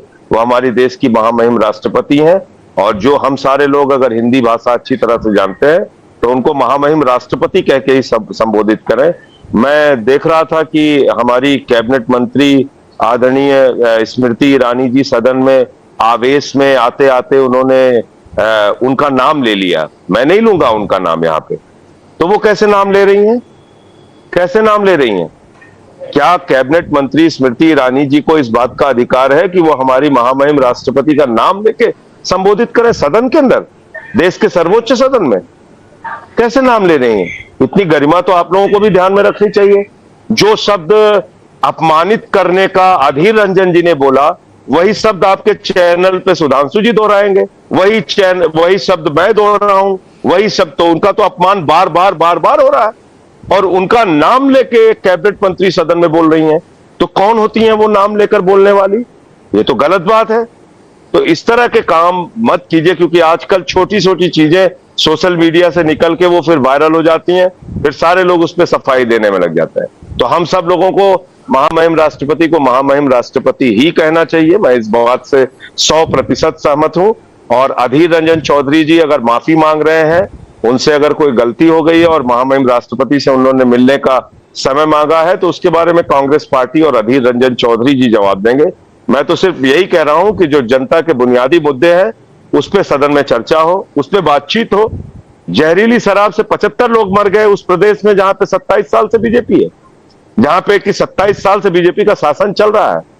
और गुजरात के अंदर बीजेपी के जिला पंचायत के सदस्य के घर में नकली शराब का धंधा पकड़ा जा रहा है, तब जबकि मौत हो गई। ग्राम प्रधान बार बार आपको लिख के अनुरोध कर रहा है कि कृपा करके नकली शराब का धंधा यहाँ पे रुकवाइए। तो मैं समझता हूं कि आज महंगाई का मुद्दा है, जहरीली शराब का मुद्दा है, गुजरात में मौतों का मुद्दा है, बेरोजगारी का मुद्दा है। हम समझते हैं सुधांशु जी, हम लोगों को एक सार्थक बहस इस देश की सदन में करना चाहिए और बड़े मुद्दों को लाना चाहिए। अगर किसी बंगला भाषी से महामहिम राष्ट्रपति के लिए कोई अपमानजनक शब्द निकल गया है, तो उसकी बात को एक ये भी त्रुटि मान के भी आप अगर थोड़ा बड़ा हृदय दिखाएं, मौका देना चाहिए। मैं तो ये कहूंगा। सुधांशु त्रिवेदी जी जवाब दीजिए संजय सिंह जी को। देखिए, संजय जी का वक्तव्य देखिए, पूरे भाषण में 3 बार इन्होंने मुद्दा बदला। सबसे पहले कहा इसको मुद्दा बना रहे हैं, दूसरी बार क्या कहा, उन्हें महामहिम राष्ट्रपति ही कहना चाहिए, कांग्रेस पार्टी उसका जवाब दे। अंतिम वाक्य में क्या कहा, कोई बंगला भाषी है उसने बोल दिया त्रुटि मान लेनी चाहिए। इससे ज्यादा मजेदार तो कोई जवाब नहीं हो सकता कि सब कुछ मेरी। संजय जी, हम और आप दोनों उत्तर भारत के रहने वाले हैं। ग्रामीण क्षेत्रों में एक कहावत होती है, गायो गाभिन बर्दो गाभिन। आपने तो वो कह दिया कि मतलब गाय भी गर्भवती है और बैल भी गर्भवती है। आपने दोनों बातें अपने हिसाब से, सब बात अपने हिसाब से कह दी। ये अपने आप में दुखद है। और मैं कह रहा हूं, यदि वो बंगला भाषी है, उनसे गलती होती है। इतने लंबे समय से सदन में आपने कभी सुना उन्होंने सभापति को सभापत्नी बोला हो? पिछली अरे भाई, उन्होंने एक बार कह दिया था, महिला थी घोड़े के मुंह से। पहले जब उनकी सरकार थी तभी महिला थी। एक बार कभी उन्होंने बोला, घोड़े के मुंह से कह दिया नहीं। अच्छा चलिए, एक बात, कोई बात नहीं, अगर एक बार गलती से मुंह से निकल गया तो माफी मांगने में क्या जाता है। और यह विषय ये नहीं है कि एक व्यक्ति से माफी मांगना, जो वो कहे कि द्रौपदी मुर्मू जी से जाके माफी मांगेंगे, उनसे समय मांगा, उनका व्यक्तिगत अपमान नहीं है। वो भारत की महामहिम राष्ट्रपति हैं और हम और आप दोनों संसद के सदस्य हैं। संजय जी, अपनी बात पूरी कर लूं। संसद की परिभाषा क्या है संविधान में? संसद की परिभाषा है राष्ट्रपति और लोकसभा और राज्यसभा, यानी राष्ट्रपति उसमें सबसे ऊपर है। अगर उसके प्रति अपमान, मगर अफसोस जानते हैं नाविका जी क्या है, ये आजादी का 75वां वर्ष है। 75 वर्ष में 3 बार कांग्रेस ने ऐसे अपराध किए हैं जिनके लिए आज तक माफी नहीं मांगी। जब 30वां साल था तो India is Indira, Indira is India कहा था, यानी पूरा देश एक नेता के बराबर। और यह कांग्रेस के तत्कालीन अध्यक्ष देवकांत बरुआ ने कहा था, आज तक माफी नहीं मांगी। जब 60वां साल था 2007 में, तो क्या कहा, राम काल्पनिक थे, यानी महात्मा गांधी की समाधि पर लिखा हुआ राम काल्पनिक, झूठा, उसके लिए आज तक माफी नहीं मांगी। और 75वें साल में देश के अनुसूचित जनजाति वर्ग की पद पर बैठी हुई महिला, जो गांधी का हिंद स्वराज, लोकमान्य तिलक का स्वराज्य, दीनदयाल जी का अंत्योदय यदि साकार हुआ तो मोदी जी के नेतृत्व में एनडीए ने साकार किया, उसके प्रति ऐसी अवमानना कहने के लिए माफी नहीं मांगी। क्या माफी मांगेंगे ये लोकतांत्रिक? रेणुका चौधरी जी, सुधांशु त्रिवेदी जी ने 3 महत्वपूर्ण मुद्दे उठाए हैं। मैं पूछना चाहती हूं सबसे पहले कि अधीर रंजन चौधरी जी बंगाली भाषी हैं, कोई बात नहीं, लेकिन उन्होंने मुद्दा उठाया है कि वो संसद के सदस्य रह चुके हैं। कभी भी सभापति को उन्होंने सभापत्नी कहा? कभी नहीं कहा। मीरा कुमार जी भी थी सभापति, कभी किसी ने उनको सभापत्नी नहीं कहा, कभी इस शब्द से नहीं बुलाया। दूसरी बात, वो कह रहे हैं कि ये कांग्रेस का रवैया रहा है। जब 30वें साल में Indira is India, India is Indira कहा, 60वें साल में राम काल्पनिक है, और अब ये जो राष्ट्रपति जी के बारे में कहा है। जवाब दीजिए Renuka Chaudhary ji, is Congress party a habitual offender?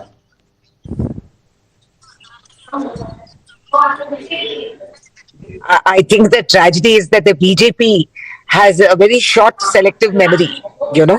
कितने कमजोर है ये भाजपा वाले, ओ डंडोरा पीटते हुए भाषा बोले जा रहे, हमारी बोली नहीं है और आप हमारी बोली के हिंदी नहीं है इसकी भी मजाक उड़ाए जा रहे हैं आप नेशनल टीवी पे।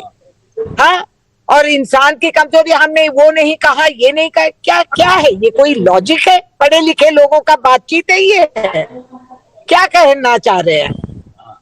तो आप तेलुगु सीख के बात करिए हमसे, फिर हम बात करेंगे आपसे। ये तेलुगु और हिंदी की बात नहीं है। रेणुका चौधरी जी, राष्ट्रपति द्रौपदी मुर्मू जी का जब कैंडिडेचर अनाउंस हुआ था तो कांग्रेस के ही एक नेता हैं अजय कुमार, उन्होंने कहा ईवल फिलॉसफी रिप्रेजेंट करती हैं। तेजस्वी यादव कहते हैं एक स्टैचू आ रहा है राष्ट्रपति भवन में। मैं एक औरत होने के नाते, एक महिला होने के नाते आपसे सवाल पूछ रही हूं, क्या एक महिला को उसका पूरा दर्जा जो है वो दिया जा रहा है, पूरी रिस्पेक्ट जो है वो दी जा रही है कि नहीं?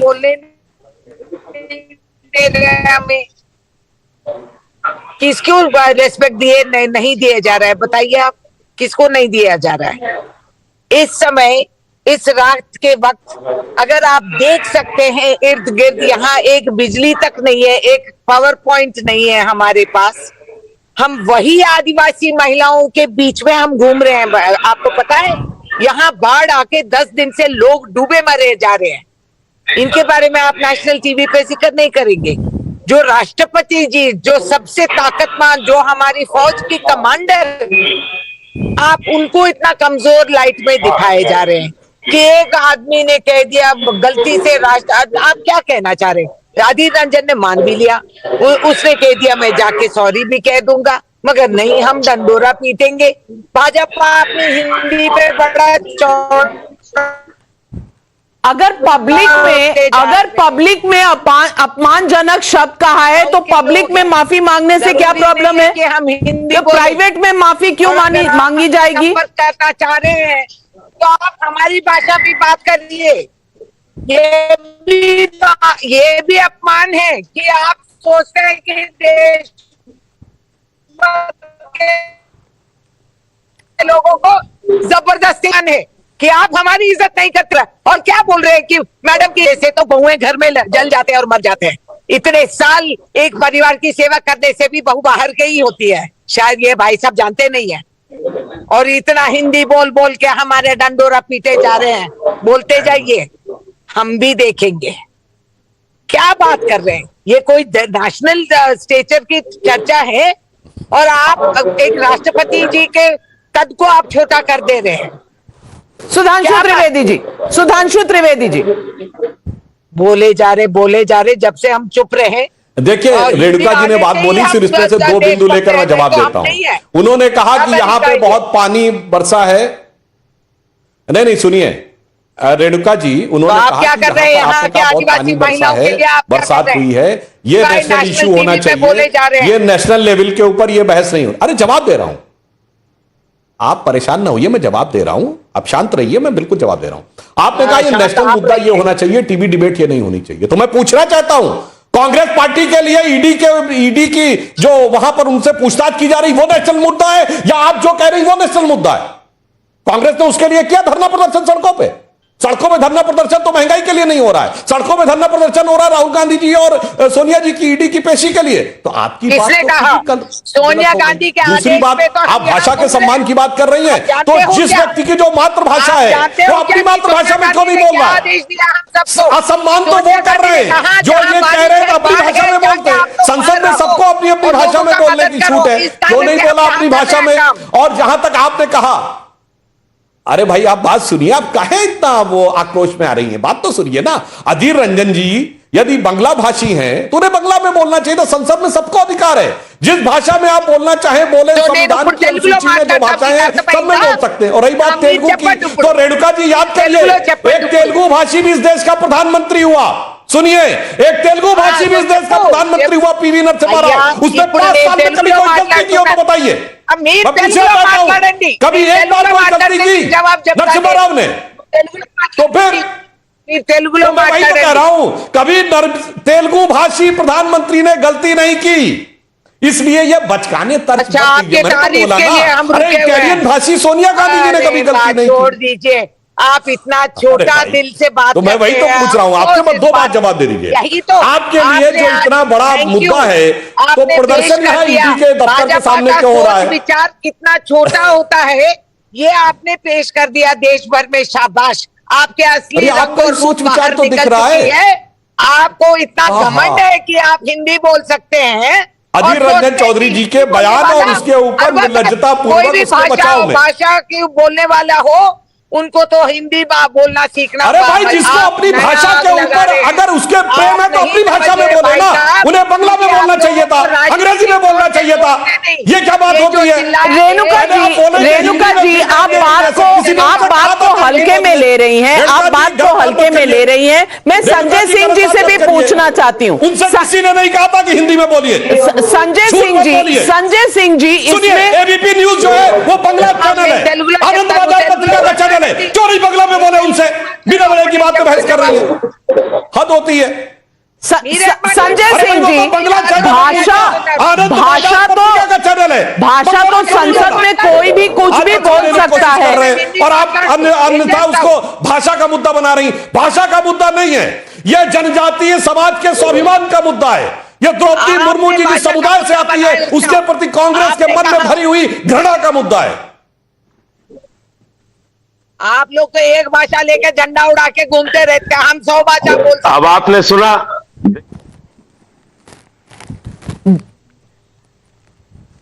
जी संजय सिंह जी, यही है असली इनकी मानसिकता जो अभी आपके सामने इन्होंने जाहिर किया।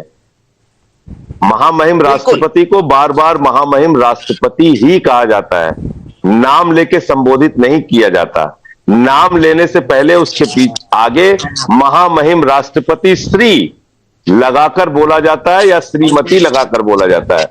आप तो अच्छे जानकार हैं हिंदी के सुधांशु जी, आप भी सीधे नाम ले रहे हैं, आपकी कैबिनेट मंत्री भी सीधे नाम ले रही हैं। तो माफी मांगेंगे। अभी जो आपने कहा था त्रुटि हो गई, त्रुटि और मुद्दा के लिए माफी मांगेंगे। अरे भाई सुन तो लीजिए, अरे सुनिए पूरी बात। के लिए माफी मांग लीजिए। मैं माफी मांगने को तैयार, मैं माफी मांगने को तैयार हूं। आप अपने पिछले वक्तव्य के लिए माफी मांगिए।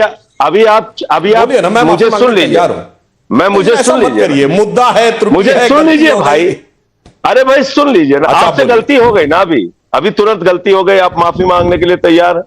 अभी तुरंत आप कह रहे हैं कि हाँ मुझसे गलती हो गई। नहीं, मैं कह रहा हूं आपने पहले कहा मुद्दा बनाया है। मैंने क्या कहा? यानी मुद्दा बनाना मजाक होता है। अरे फिर आपने कहा कि अगर उनसे गलती हो गई मैंने कहा कि मान लेना चाहिए। इन दोनों वाक्यों के लिए मैंने कहा कि एक बंगला, फिर मैं आपकी बात पे मैं माफी मांगने को तैयार। एक बंगला भाषी है, एक बंगला भाषी कोई व्यक्ति है, अगर वो कह रहा है कि उससे गलती हो गई नाम लेने में, तो और माफी भी मांग रहा है, तो अगर आप लोग बड़ा दिल दिखा के, मैंने ये कहा कि बड़ा दिल दिखा के अगर उसकी बात हो तो, अरे भाई सुन तो लीजिए, पूरी बात तो सुन लीजिए।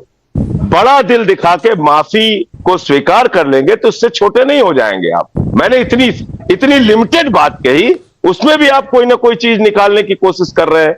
अरे भाई, आपके प्रधानमंत्री जी ने 50 करोड़ की गर्लफ्रेंड जैसे शब्द का प्रयोग किया था। ये शब्द मतलब एक प्रधानमंत्री को शोभा नहीं देता। रेणुका जी हमारे साथ सदन में थी, इनको सुपनखा कहा था, मेरे साथ सदन में थी उस वक्त राज्यसभा में। तो इसलिए शब्दों की प्रयोग पर अगर आएंगे तो बात लंबी हो जाएगी। मैं फिर कह रहा हूं, महामहिम राष्ट्रपति को महामहिम राष्ट्रपति ही कहना चाहिए, और अगर उनका नाम भी लेना है तो पहले महामहिम राष्ट्रपति श्रीमती द्रौपदी मुर्मू बोलिए। आप सीधे नाम ले रहे हैं, आपकी कैबिनेट मंत्री सीधे नाम ले रही हैं। ये सब तरीका तो संजय सिंह जी, आपकी मानसिकता एक छोटी सी गुजारिश करूं आपसे, वही है, एक छोटी सी गुजारिश आपसे और रेणुका चौधरी जी से करना चाहती हूं। किसी भी भाषा को उठा लीजिए, और मैं तो बांग्ला बोलती हूं, আমি বলতে জানি বাংলা কথা। বাংলায় बोलें कि राष्ट्रपति के राष्ट्रपत्नी बोलें कि आप बंगाली में राष्ट्रपति को राष्ट्रपत्नी नहीं कहते हैं। तो संजय सिंह जी, कोई भी भाषा हो, भोजपुरी हो, हिंदी हो, पंजाबी हो, राष्ट्रपति तो राष्ट्रपति ही रहता है। उसमें कभी ये चेंज नहीं होता कि राष्ट्रपति को आप राष्ट्रपत्नी बुलाने लग जाएं, या आप सभापति को, स्पीकर को, माननीय स्पीकर को आप सभापति बुलाने लग जाएं। तो अगर आप भाषा और त्रुटि पर आ रहे हैं, तो मैं एक और बात कहना चाहती हूं आपसे, और बात यह है कि जब ये प्रदर्शन चल रहा था कांग्रेस पार्टी का, तो वहां लोगों ने टोका, उन्हें टोका और कहा आपने ये कहा है, बात वापस लीजिए। उन्होंने वापस नहीं लिया, उन्होंने दोबारा रिपीट किया और इस कॉन्टेक्स्ट में रिपीट किया जहां वो अपमानजनक होता है। मैं एक महिला हूं, इसीलिए पूछ रही हूं आपसे, इसको तो जस्टिफाई मत कीजिए, कांग्रेस की इस बात को तो जस्टिफाई मत कीजिए। नाविका जी, ना तो मैं कांग्रेस का प्रवक्ता हूं और ना ही मैं अपने महामहिम राष्ट्रपति के सम्मान में अगर कहीं 1 इंच की भी कोई कमी आएगी तो उसको जस्टिफाई करूंगा। मैं ऐसा व्यक्ति नहीं हूं। अच्छा, दूसरी चीज, मैं जिस विचार के बारे में क्या कहना है संजय जी? अरे भाई सुन लीजिए ना, सुन तो लीजिए, पूरी बात आप बीच में बोलने लगते हैं। राज्यपाल के बारे में अभी आपने नाम लिया, महामहिम राष्ट्रपति का, अभी आपने नाम लिया, माफी मांगने को तैयार हो गए। मुझे बोल तो लेने दीजिए। तो मैं ये कह रहा हूं कि देखिए, राज्यपाल के लिए क्या क्या बोलते हैं आप? अरे भाई सुन लीजिए, पूरी बात हो जाने दी। माननीय प्रधानमंत्री जी के लिए क्या क्या बोलते हैं? अच्छा, अभी मैं अगर इनके एक माननीय सांसद का हमारे मुख्यमंत्री जी के लिए दिया बयान अभी सुना दूं अगर आपके चैनल पे, तो आप चला नहीं पाएंगे, आप अपने दर्शकों को दिखा नहीं पाएंगे। इसलिए मैं कह रहा हूं सुधांशु जी, आवेश में ऐसी बातें मत कीजिए जिसकी गलतियां आप 1000 बार बोल लीजिए, तब मैं जवाब दूं। 1000 बार आप कर चुके हैं जिसकी गलतियां। मैं तो कह रहा हूं आपको, अच्छे ढंग से आपकी सम्माननीय मंत्री ने दिल्ली के चुनाव में रामजादे के अलावा दूसरा जो शब्द बोला, मैं एक राष्ट्रीय चैनल पे बोल नहीं सकता कि उनकी सरकार बनने जा रही है, रामजादो की सरकार बनेगी, या आगे का शब्द बोला जो मैं चैनल पे नहीं बोल सकता कि उनकी सरकार बनेगी। दूसरा, हमारे देश के प्रधानमंत्री हैं, बहुत बड़े पद पे हैं, बहुत बड़ा पद होता है प्रधानमंत्री का, दुनिया के सबसे बड़े लोकतंत्र के प्रधानमंत्री हैं। वो 50 करोड़ की गर्लफ्रेंड बोलते हैं, वो रेणुका चौधरी जी को भरे सदन में सुपनखा बोलते हैं। ये क्या बात शोभा देती है एक प्रधानमंत्री को? क्या उनको, वो गुजराती होते हुए भी अच्छी हिंदी जानते हैं, बहुत बढ़िया हिंदी बोलते हैं, मैं उनकी प्रशंसा करता हूं उनकी हिंदी की, बावजूद इसके वो ऐसे शब्दों का प्रयोग करते हैं तो जानबूझ के करते हैं, और अगर जानबूझ के करते हैं तो उन्हें भी माफी मांगनी चाहिए। अगर अधीर रंजन चौधरी जी ने गलती की है, उनको माफी मांगनी चाहिए, और अगर वो माफी मांग रहे हैं, कभी माफी नहीं मांगे और माफी मांगनी चाहिए उनको। मैं उसको डिफेंड नहीं कर रहा हूं, लेकिन आप लोग लगातार हमारे महामहिम राष्ट्रपति का, आपकी मंत्री भी सदन में नाम ले रही हैं, आप भी इस टीवी चैनल पे नाम ले रहे हैं, ये शोभनीय कृत्य नहीं है। ये जो रवैया हम लोगों की, जो मानसिकता, एक जिसको कहा जाता है हम लोगों के यूपी में कि सामंतवादी मानसिकता जो है, वो उससे हम लोगों को बाहर निकलना पड़ेगा। बिल्कुल सही बात है। मलूक नागर जी, बीएसपी के लोकसभा के सांसद हमारे साथ जुड़ रहे हैं, शिक्षा भी, और मलूक नागर जी, मैं आपसे पूछना चाहती हूं, संजय सिंह जी हैं, रेणुका चौधरी जी हैं, जो कह रहे हैं कि ये एक छोटी सी बात को बड़ा मुद्दा बनाया जा रहा है। उन्होंने कहा, गलती से कहा, वो हिंदी भाषी नहीं है, और अब उन्होंने खेद प्रकट किया है, त्रुटि हो गई, माफ कर दीजिए और मुद्दा हटा दीजिए। क्या आप भी समझते हैं कि ये गलती थी, नंबर 1, और नंबर 2, ये एक मानसिकता नहीं दर्शाता जो शेड्यूल कास्ट, शेड्यूल ट्राइब्स, निम्न वर्गों से लोग आते हैं, इनकी तरफ कोई मानसिकता नहीं दर्शाता? आप इस पर क्या कहें? देखिए नविका जी, असली बात यह है कि मुद्दा था संसद चलनी चाहिए। कांग्रेसी कह रहे थे, जो विपक्ष की मेन पार्टी है, कि सरकार संसद नहीं चलाना चाहती। सरकार कह रही थी कि ये कांग्रेसी ज़्यादा हंगामा कर रहे हैं, विपक्षी मेन मुख्य रूप से जो कांग्रेस पार्टी है ये चलने देना नहीं चाहते। ऐसे में पहले राष्ट्रपति कह के, फिर राष्ट्र की पत्नी कह के, और पूरे देश के लोगों की पत्नी कह के जो अपमान किया है महामहिम श्रीमती द्रौपदी मुर्मू जी का, ऑनरेबल द्रौपदी मुर्मू जी का, इसकी हम कठोर निंदा करते हैं, भर्त्सना करते हैं और इसका विरोध करते हैं। पर असली बात यह है कि ये सिद्ध हो गया कि अब संसद में जो परिस्थितियां हैं कि संसद चलने वाली नहीं है। इन चीजों पे जाकर के अब ये जो कह रहे हैं कि उन्होंने माफी मांग ली, संजय जी हमारे भाई हैं, बड़े हैं, दोस्त हैं हमारे, उन्होंने सदन में माफी नहीं मांगी है, कहीं कंफ्यूजन है। और रही बात इसकी कि क्या ऐसी स्थिति में संसद चल पाएगी, तो असलियत में ये देश के गाढ़ी कमाई का पैसा जो लोगों का टैक्स में जाता है वो बेकार हो गया और सरकार के तमाम बिल पास हो जाएंगे और बगैर चर्चा के। और जो संजय सिंह जी जैसे इस बात की, हमारे अपनी पार्टी की प्रेसिडेंट एक महिला है, हम पूरी तरह जानते हैं कि महिलाओं को गरिमा और मर्यादा कैसे रखना है। तो सारे देश की राष्ट्रपति पत्नी कहने का औचित्य क्या था? मैं एक बात बता दूं नाविका जी, असली मुद्दा ये है कि भाजपा सदन चलाना नहीं चाहती है, क्योंकि इसमें मुश्किल सवालें और बहस पैदा हो जाएगी।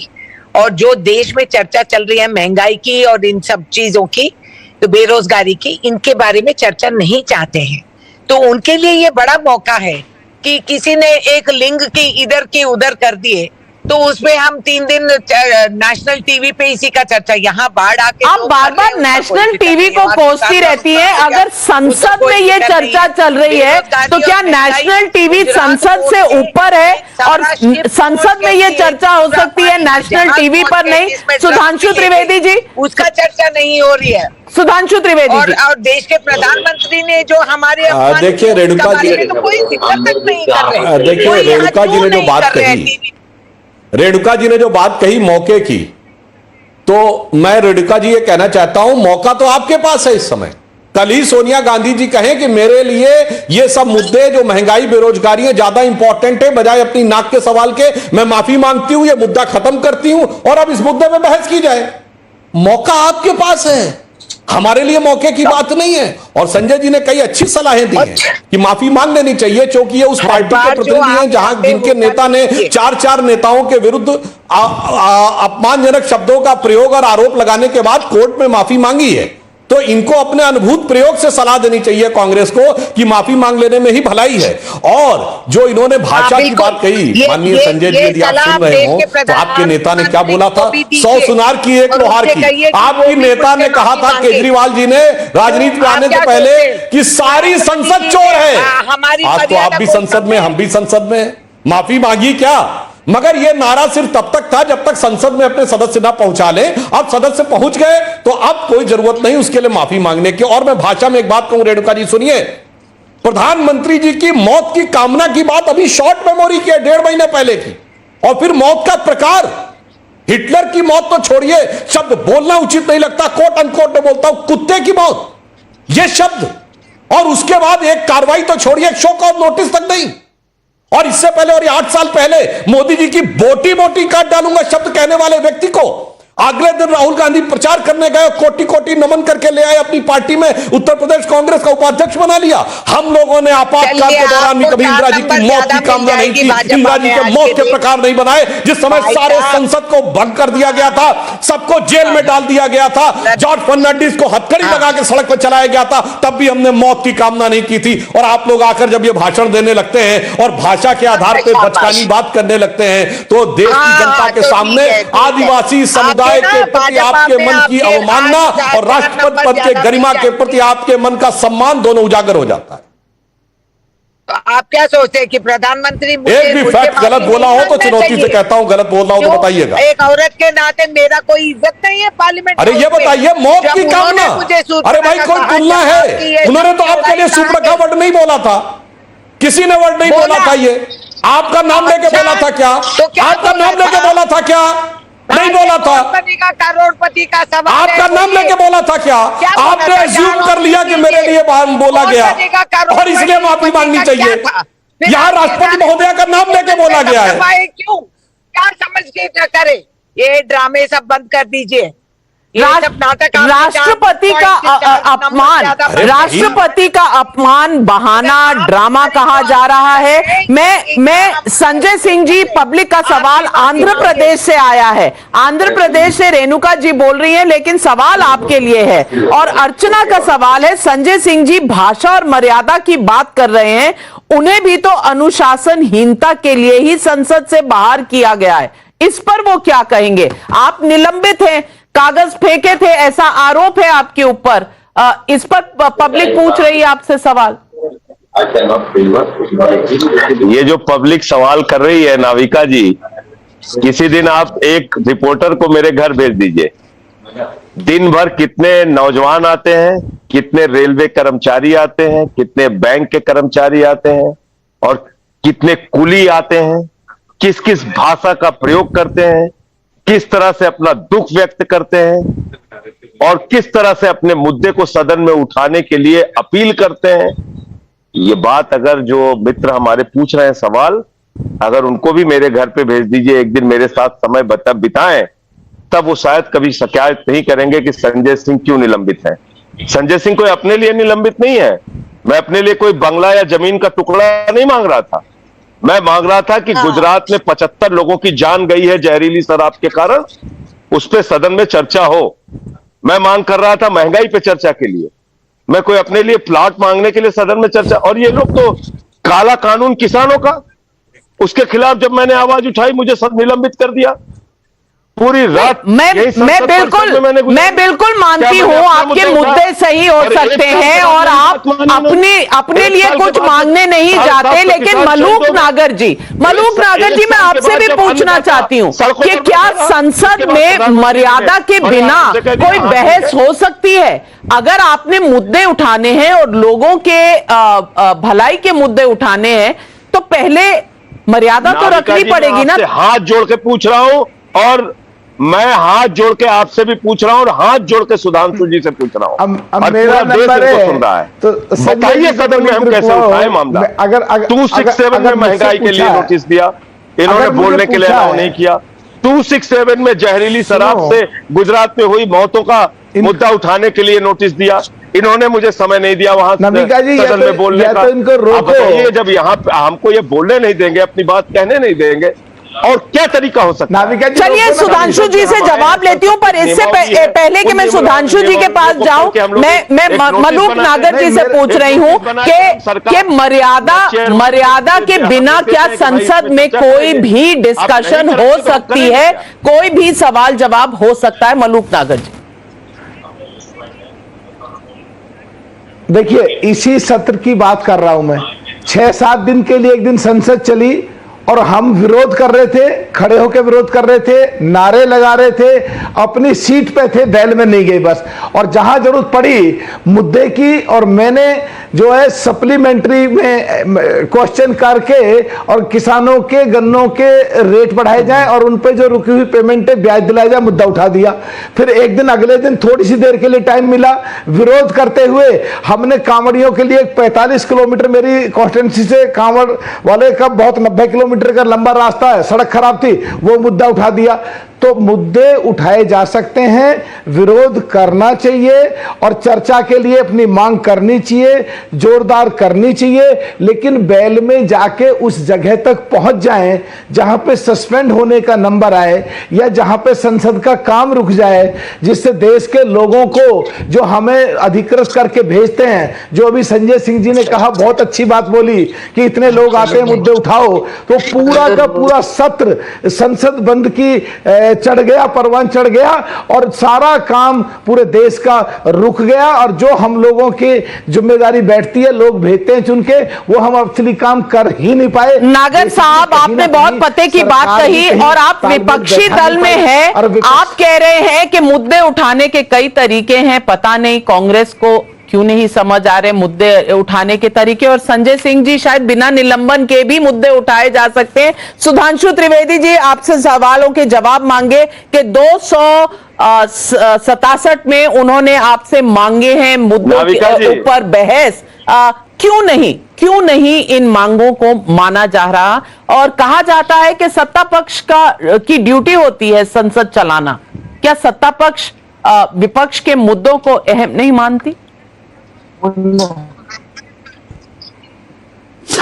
देखिए, जो महंगाई पर चर्चा की बात थी, कल ही संसदीय कार्य मंत्री की बाइट उपलब्ध है। उन्होंने कहा कि हम चर्चा के लिए तैयार हैं और उन्होंने यह भी कहा था कि वित्त मंत्री जी कल आएंगी, उसके बाद हम चर्चा के लिए तैयार हैं। वहां सभी दलों के साथ बैठक हुई। मलूक नागर जी को भी इस विषय की जानकारी है। यह कहा गया कि हम निलंबन वापस लेने के लिए भी सभापति को अनुरोध कर सकते हैं, पर इस बात की क्या गारंटी कि विपक्षी सांसद फिर बवाल नहीं करेंगे। जहां कुछ दलों के नेता सदन ने इस बात का आश्वासन भी दिया, पर कांग्रेस का कोई नेता उपलब्धि नहीं था, क्योंकि सब ईडी के बाहर धरना दे रहे थे। यानी उनके लिए वो जनता से ज्यादा बड़ा मुद्दा वहां पे था, इसलिए उस पर कोई निर्णय नहीं हो सका और गतिरोध उत्पन्न रहा। यह इस बात की हकीकत है। अब दूसरी बात, 267 के तहत जो बात होती है वो ये होती है कि विधायी कार्य रोक दीजिए। अचानक कोई आपातकालीन स्थिति आ गई है, अचानक आपातकालीन स्थिति, इसलिए उस पर चर्चा हो। परंतु महंगाई के मुद्दे पर तो आप पिछले बात में भी सदन रोक रहे थे 6 महीना पहले।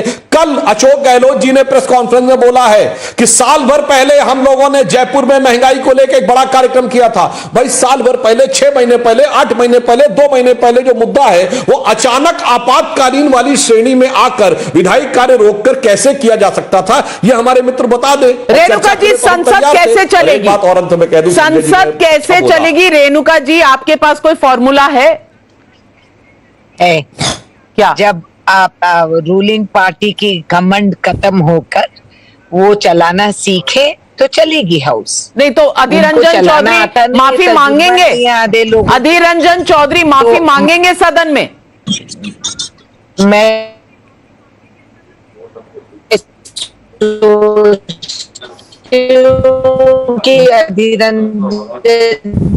माफ कीजिएगा, ऑडियो चला गया।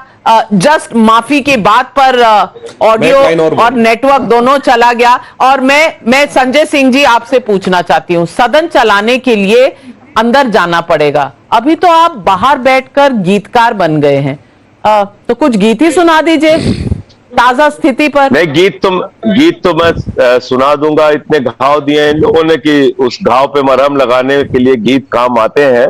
लेकिन जो अभी सुधांशु जी कह रहे थे कि बहुत अति महत्वपूर्ण जो विषय होता है उसमें 267 का नियम लागू होता है, तो भैया ये बताइए कि 75 लोगों की जान चली गई, अभी आपको इमरजेंसी नजर नहीं आ रही? अचानक आपातकालीन, अचानक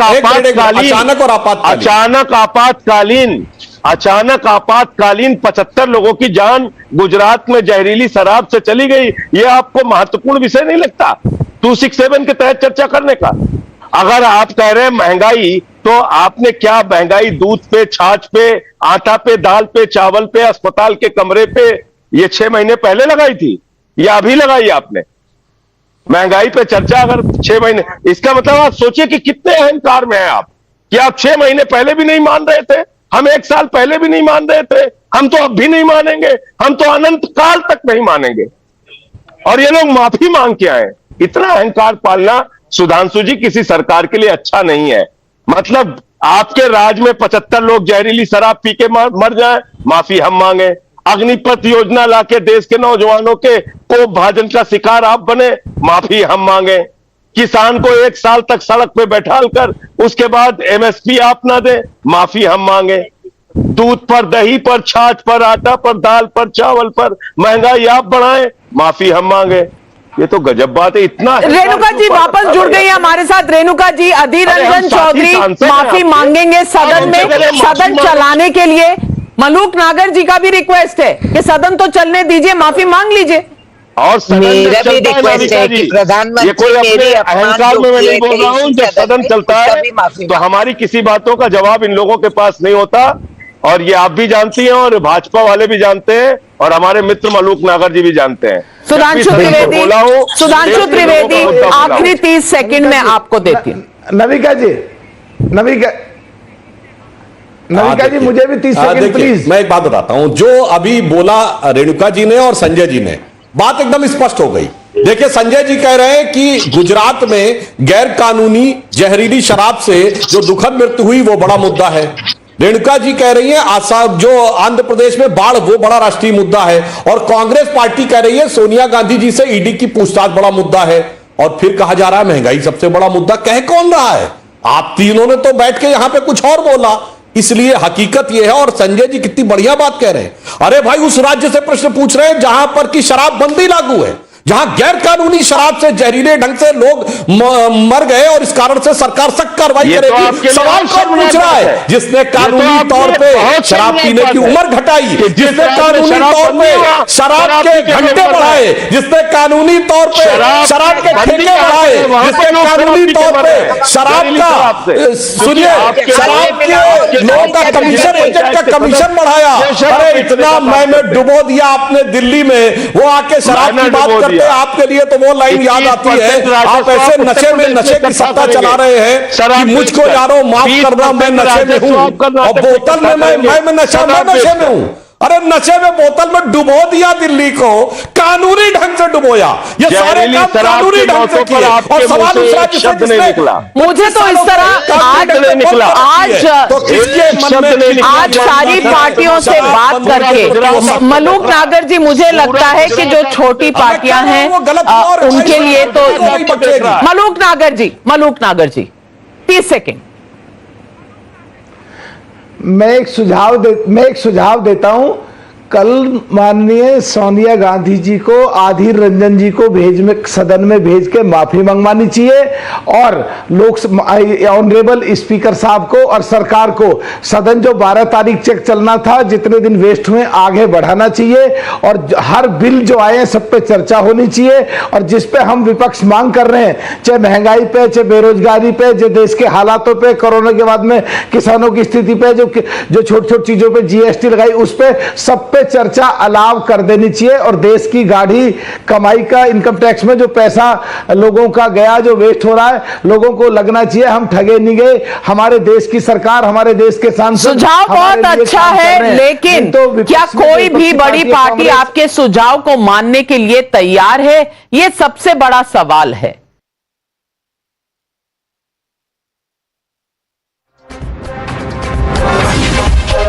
राजनीतिक संवाद के बिना चल ही नहीं सकती।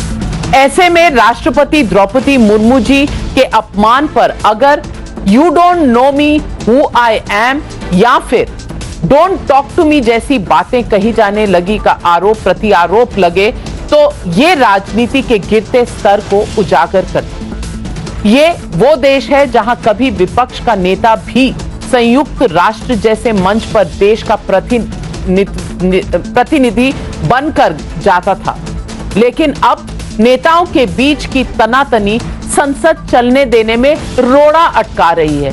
बल्कि रोड़ा तो छोटा होता है, इतना बड़ा चट्टान की तरह बीच में खड़ी है। सत्ता पक्ष और विपक्ष दोनों को ठहर कर सोचने की जरूरत है कि उनकी छोटी छोटी राजनीति लोकतंत्र पर बड़ी चोट तो नहीं दे रही। हम नदी के दो किनारे तो नहीं बन रहे जो साथ साथ चल रहे हैं पर कहीं भी जाकर मिल नहीं रहे। अगर मिलेंगे नहीं तो देश आगे बढ़ाएंगे कैसे? यही है आज पब्लिक का सवाल। आज इस शो पे बस इतना ही। नमस्कार। जरूर जुड़िएगा कल भी और रोज हमारे इसी शो में जहां हम आपके सवाल उठाते हैं। नमस्कार।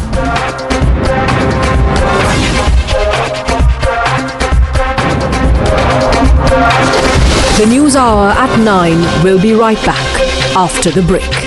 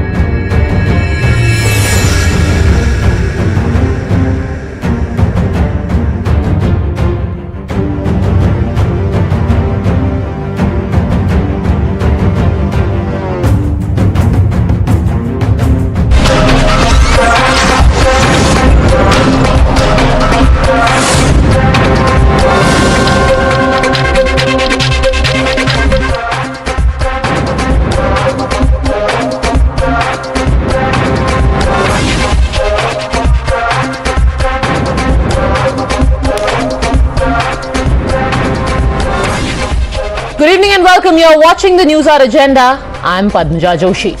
We're fairly used to the sight of corruption in politics by now.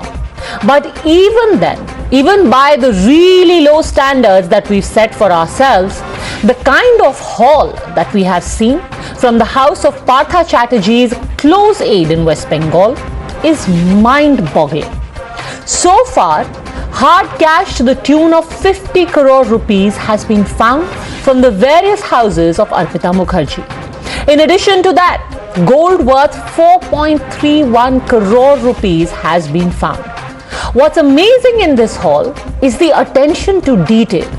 Presumably to keep track of the loot, because that must be a difficult task, all the 2,000 rupee notes were meticulously kept in bundles of 50 lakhs each, while the 500 rupee notes were kept in bundles of 20 lakhs each. The gold was stored in the following fashion. There were 3 gold bricks of 1 kg each, 6 kangans of 500 grams each. By the way, for perspective, that means that if you wore these 6 kangans at one time, you would literally be carrying a 3 kg dumbbell on your wrist. Well, anyway, in addition to all of that, there was also a gold pen with a P, the alphabet P embossed on it, and a gold frame. So this wasn't just about stashing away your ill-gotten wealth and gold and cash. It was also about taste. For the last 7 days, flat upon flat of Arpita Mukherjee has been raided and the riches continue to tumble out. But good friend Partha Chatterjee remained unscathed until today. Today, the Trinamool Congress, Partha Chatterjee's party, first took away all his ministries and then also suspended him from the party for good measure. Soon after, the Trinamool Congress took the moral high ground, throwing down the probity gauntlet for their opponents. The BJP though asked, Ali Baba is gone, when will the 40 chores follow suit? আপনি আমাকে ভারতবর্ষে একটা রাজনৈতিক দল দেখান, একটা, যে 6 দিনের মধ্যে সিদ্ধান্ত নিয়েছে। আমরা চাই যাতে সুবিচার হোক, কিন্তু যারা যুক্ত এমনকি বিজেপির নেতারা তৎকালীন যারা তৃণমূলে ছিল এখন বিজেপিতে পালিয়েছে, তদন্ত শেষ হচ্ছে এবং আমরা অনুরোধ করব এই তদন্তকারী সংস্থাকে যে একটা নির্দিষ্ট সময়সীমার মধ্যে আপনারা তদন্তটা শেষ করুন। সারদা সুপ্রিম কোর্ট অর্ডার হয়েছে 9th May 2014, 9ই মে 2014, আজকে 8 বছর অতিক্রম করেছে, এখনো পর্যন্ত চার্জশিট ফাইনাল হয়নি, এখনো পর্যন্ত ট্রায়াল শুরু হয়নি। তার কারণ সবার মাথার উপর একটা সিবিআই ইডি কেস ঝুলিয়ে আছে, যে নির্বাচনের সময় যখন ইচ্ছা হবে তখন ডাকবো। কেন? তার মানে আপনারা চান না যে সারদায় যারা ইনভেস্ট করেছিল সেই টাকাটা তারা ফেরত পাক। আমরা তো বলছি তৃণমূলের যারা যদি অভিযুক্ত থাকে, এই কাণ্ডে যদি কেউ যুক্ত থাকে তার শাস্তি হোক। দল এই ঘটনাকে সমর্থন করে না, কিন্তু যদি কেউ ভাবে যে আমি ওয়াশিং মেশিনে ঢুকে সাধু হয়ে যাব, সেটাও আমরা ইডির জ্ঞাতার্থে আনতে চাইছি এবং আশা করব এই তদন্তকারী সংস্থাগুলো নিরপেক্ষ হয়ে কাজ করবে।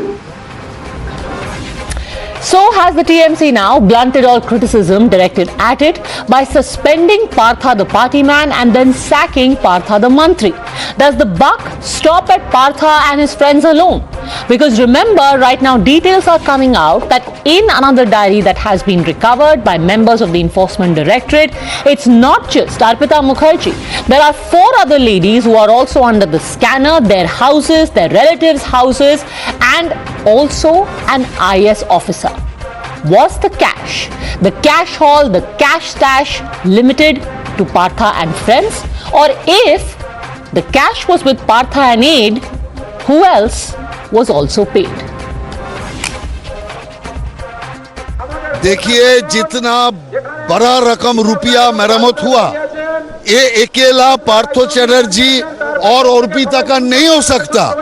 इसमें तृणमूल का साजिश है, इस रुपया में तृणमूल का रुपया है और भी ठीक ढंग से छानबीन होगा तो 50 करोड़ रुपया क्या 1000 करोड़ से ज्यादा रुपया इन लोग छुपा के रखा। पार्थो मुख खोल देगा तो बहुत बड़ा बड़ा हस्ती फंस जाएंगे और पार्थो मुख खोलेंगे तो अभी तो मेमो में सिर्फ नाम आया चीफ मिनिस्टर का, इसके बाद असली जगह में नाम आ जाएगा। देखिए, पार्थो चट्टोपाध्याय को हटाया गया है सिर्फ बलि का बकरा बनाने के लिए। 2 दिन पहले बोल रहे थे पार्थो चट्टोपाध्याय इन्वॉल्व नहीं है। 5 बजे का मीटिंग था, उस मीटिंग में डिसीजन होना था। अभिषेक बनर्जी क्रेडिट लेना चाहता था, तो ये प्रीमेच्योर डिलीवरी जैसा है, तो इससे काम नहीं आएगा। हिम्मत है तो पुलिस भेजिए, चेक कीजिए कितना संपत्ति है हमारे पास और ममता बनर्जी के पास कितना संपत्ति है। एक बार चेक हो जाए, कंपटीशन हो जाए, सच का सच, दूध का दूध, दूध का पानी निकल जाए। You're watching the News Hour at 10, debate number 1 on Times Now, Super Prime Time.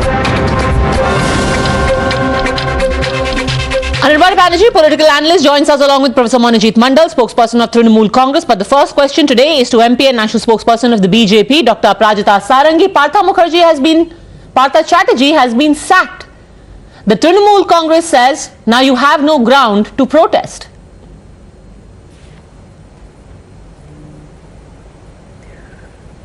A very good evening. Whatever has happened is very unfortunate and we knew it was coming. The only one who did not accept it was Mamta Banerjee and her team. Now 5 days, for full 5 days, they had their heads buried inside the sand. And what they were all doing, every TV channel we went to, wherever we had discussion with them, the only thing that the TMC leaders could say was, ED is after us, CBI is after us, and the BJP is responsible. ED is harassing us. Now I think today they are speechless. See, there was so much of noise, so much of uproar, so much of disturbance and so much of discontentment created across the nation by this huge scam that Mamta Banerjee had to hear, and ultimately they responded today. But then I think even after doing this, I don't think she can absolve herself of the responsibility. Now the fact remains that in November 2021, the Honorable High Court of Calcutta had actually asked the CBI to get into the whole thing. So wait a second, ma'am, just a second. Let me just take the initial reaction of Professor Manojit Mandal, because he certainly is not silenced.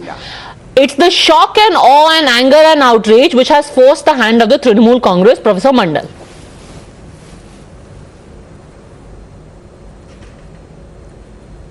We have been telling this for the last 5-6 days. Just wait for the right time to come. And our National Secretary, Mr. Abhishek Banerjee, made it amply clear that on 23rd itself, the disciplinary committee sat and understood the whole situation, just waiting for the nod from the Supremo. You could understand that. We walk the talk. Now it's time for the BJP to walk the talk. I have been taking the names charged of the same kind of cases. Shubhendu Adhikari, they said that he is guilty. They had that televised show from their party office in 2016. Nitish Pramanik, we expelled him from the party. Mr. Amit Shah lapped him up. 2019, made him his deputy, charged of murder, dacoity. In fact, he also looted a gold jewelry shop. Nitish Pramanik, look at the cases. What dacoity, year? sexual harassment. What year? Then go towards what year did he do all these heinous crimes? And when did you supposedly expel him, Sharoda. No. Sharoda. Since you are aware in retrospect of all his heinous crimes and his rap sheet, when did Nishit Pramanik do all these heinous acts and when did you act against him? He did it. He did it between 2013 and 2018. We filed the cases against him. And when did you expel him? Check the records. They are in the affidavit. He is a member of parliament. When did you expel him? 2018 he was expelled and 2019 he joined the BJP. Why did you expel him, matlab? When did you expel him? What is the question? When did you expel him? Which year? 2018. But 2013 he was looting shops. Why did you wait for 5 years to expel him? There has to be some proof. Right. There has to be some proof. Now what you are doing? You are asking the questions very legitimately. Now what you are doing? Why is he made the Home Minister? What does it suggest? He is absolved of all the charges? Okay. Now, if you want to smile of this, I always smile, sir. You also smile. Let's all have a pleasant conversation. I am also smiling. People can understand. I am having pleasant conversation, Madam Padmaja. But you can't. You have been trying this for your base. You means not you. Some part of the media. You have been very fair to Mamta Ji. I thank you for that. Some part of the media for the last 4 years. People of Bengal replied in 2021. I do not need to take. Okay, so before we get into the endless cycle of whataboutery of other people, just out of curiosity, made by the people. When you say that today is the right day, why was today the right day? Because suddenly you could not ignore the fact that there is 58 crores worth of ornaments, watches, cash, gold bars, kangans that are being found. Did not hear Is that the reason why today finally it was the right time? Because why today? Why not 5 days ago? Because, no, madam, because of your I'll answer. Because of your profound sense of what is whatever tree. If I put out facts that become whatever tree, because of that profound sense of whatever tree or the definition of whatever tree, you did not listen to me. This meeting was scheduled on 23rd itself, that the disciplinary committee sit on this particular day, that is 28th of July at 5 p.m. The time was not given, but date was decided among the disciplinary members. So that's for you to correct. The funny thing though is that even today when the Chief Minister spoke about Partha Chatterjee, she didn't actually say that he is guilty. You know what she said? She said, Professor Manojit Mandal, I have removed Partha as minister. My party has taken strict action, but there is many planning that has gone behind it. I don't want to go into the details. So even today, there is no admission of culpability or of guilt. Even today, the CM said many planning has gone behind it. Who is planning? The proof is there, the cash is there, the gold is there, and by the way, this could well be the tip of the iceberg, because even as we speak, the in-laws of Miss Arpita Mukherjee are being raided. So 4 flats have been raided, 2 flats have been sealed, and this is the tip of the iceberg. Even today, are you conceding that Partha Chatterjee is a scamster who was running the scam? Can I answer, Madam Padmaja? Yeah. Is Partha Chatterjee being admitted as a scamster? Mamta Ji was absolutely Mamta Banerjee ji was absolutely constitutionally right, because this country does not run on kangaroo courts as always conducted by some of the TV studios, not yours. This is a very fair channel. The country doesn't run like a kangaroo court. No person is guilty unless proven by the law. It's just 6 days.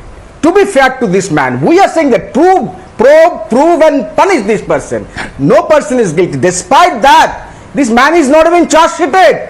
Despite that, look at the moral standing of the party that was built because of the Mamta's blood and toil and the blessings of the people. Thousands of people have given their supreme sacrifices to build Trinamool Congress what it is today. Now it is led by Mamta Banerjee, ably assisted by Mr. Abhishek Banerjee. Okay. That's what consent is all about. Okay, this is what morality is. There is no charge sheet even Aparajita Sarangi, and the third most powerful man in the Trinamool Congress has been kicked out. Of terrorism. No charge sheet. They are decorating your cabinet in the central government. Okay, no charge sheet, and yet they have taken action. Aparajita Sarangi.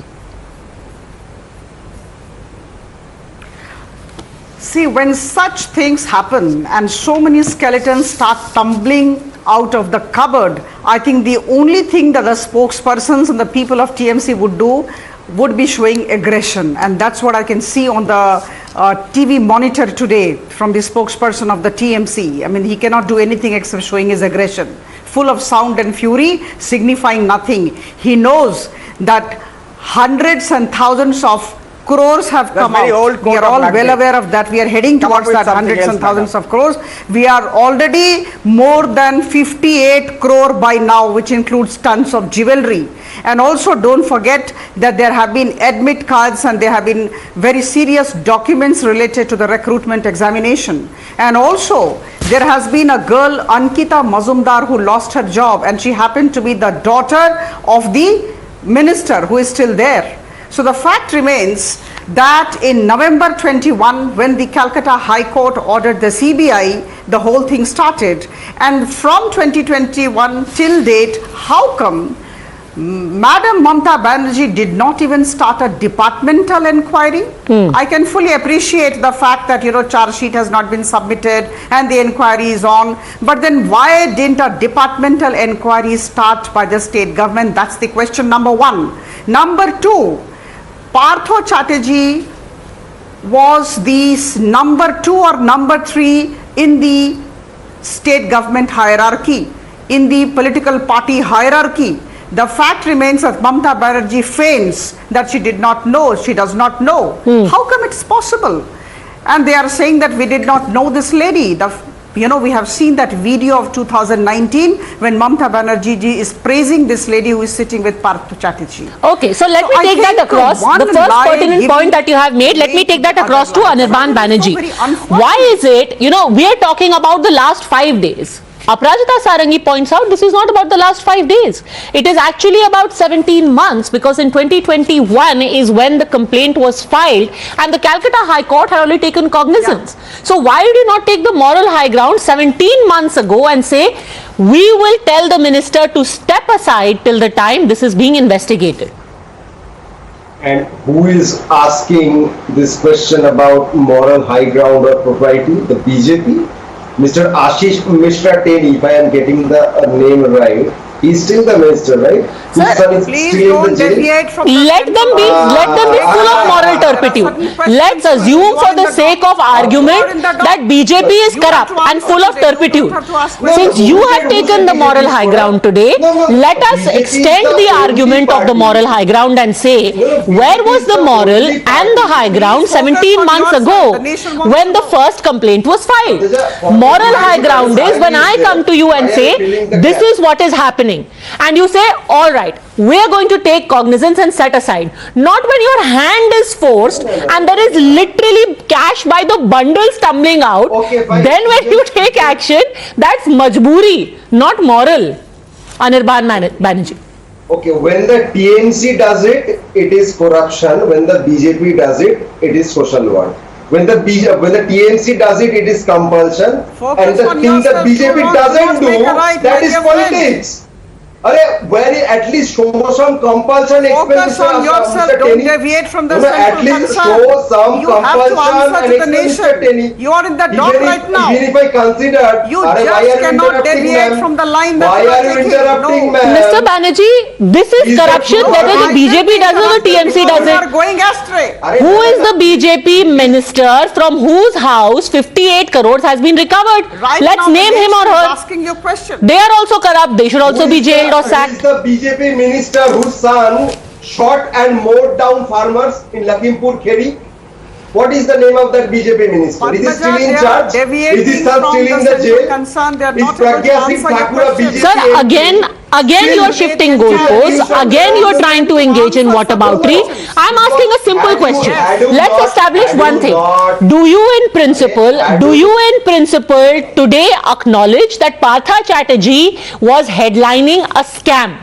He was heading a scam. Is that established today by the action? Is he a scamster? What has been acknowledged by the Trinamool Congress is that the party is responsible to the people, not the charges of the opposition. Why has action been taken against Partha Chatterjee? Is he a scamster? Because the party is responsible to the people. For what? For what? For what? For propriety's sake. For propriety. For the sake of propriety. So why did propriety demand that he be sacked? Because he's a scamster? That is the reason. I'll tell you. That is the reason Honorable Chief Minister demanded a probe to be completed within 3 months. Okay. So this propriety, right? Where was this propriety 17 months ago? When the first complaint was filed, where was this propriety? You are concerned about 6 days. How many Not 6 days. In the case of Lakhimpur? 1.5 years. Not 6 days, okay, 1.5 years. Okay, fine. Okay, what are you saying? 1.5 years in this case. What about Naroda scam 8 years ago? Subhendu Adhikari is the tallest leader of the BJP in West Bengal today. How? Again, it is the same BJP who pointed finger against him. Answer the question did the BJP not do that? Did the BJP not call him a scamster? Am I telling a wrong fact? Well, until the time that he went to the BJP, even you didn't call him a scamster. Until the time that you were calling him up when he was having a meeting with Amit Shah, even you didn't call him a scamster. It's only after he joined the BJP, you woke up to the evils of Shubhendu Adhikari and Nishit Pramanik. But just for the sake of understanding of people watching right now, today you are talking about how you are answerable to the people. Professor Mandal, is there today an understanding in the Trinamool Congress that Partha Chatterjee is henceforth not to be touched by your party because he carried out a scam? Is Partha Chatterjee a scamster?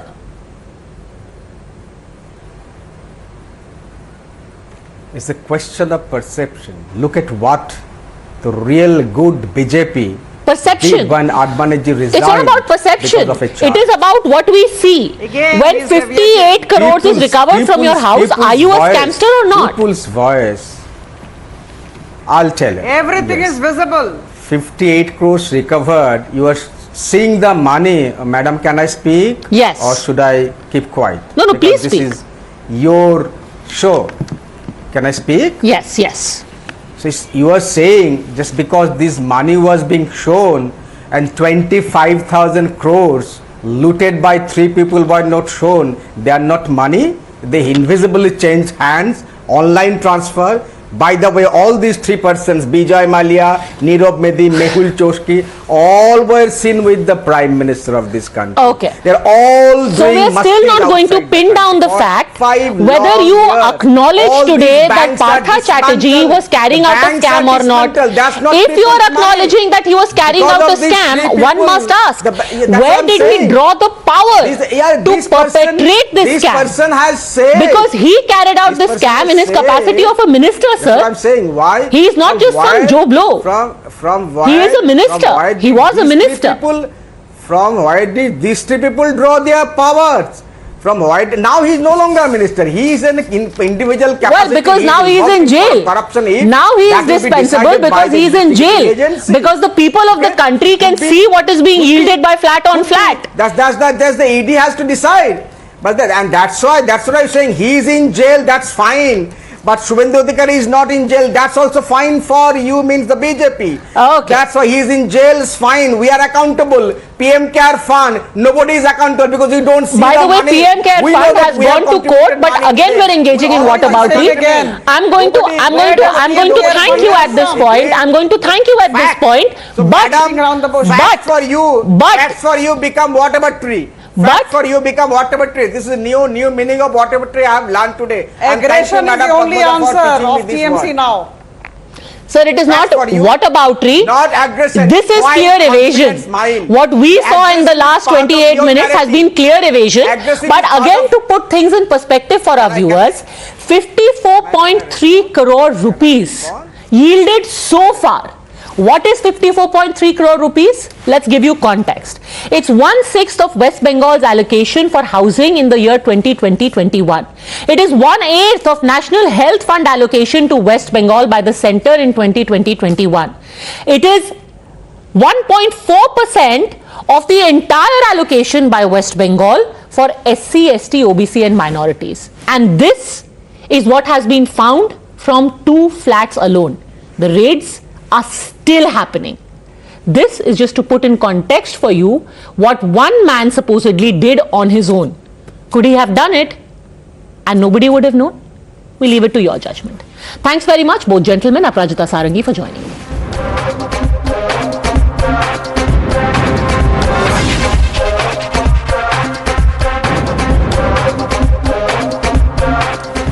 There was another Bengali gentleman who created quite a flutter and in fact had the whole country in a rage because of what he said about the newly elected president of India, Draupadi Murmu.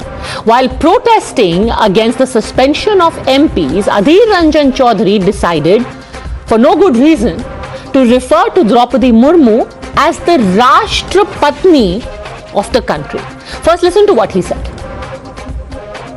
कल तो राष्ट्रपति भवन जा रहे थे तो जाने नहीं दिया गया था। नहीं दिया गया, आज भी जाने का कोशिश करेंगे। हिंदुस्तान की राष्ट्रपति जी सबके लिए, राष्ट्रपति जी नहीं, राष्ट्रपत्नी जी हिंदुस्तान की राष्ट्रपत्नी जी सबके लिए है, हमारे लिए क्यों नहीं? हमारा बात रखने के लिए राष्ट्रपति के लिए राष्ट्रपति शब्द का इस्तेमाल करना बेहतर रहेगा। कल भी मैंने ये कहा कि हम राष्ट्रपति जी भवन जाना चाहते हैं और राष्ट्रपति बोलने का तुरंत बाद मुंह से निकल गया राष्ट्रपत्नी जी के साथ मिलना चाहते हैं।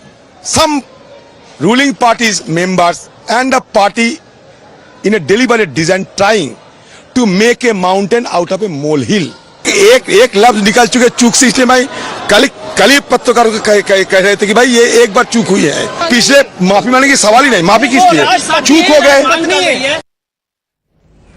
Now, after that, here's how things panned out. First, Women and Child Development Minister and Minister for Minorities, Smriti Irani, took on not just Adhir Ranjan Chowdhury, but the Congress President Sonia Gandhi inside Parliament, saying that this insult of the President of India had been sanctioned by the Congress President herself. Even as sloganeering was taking place inside the Lok Sabha, the Congress President walked up to BJP leader Rama Devi inside the house. It is then that things turned even murkier.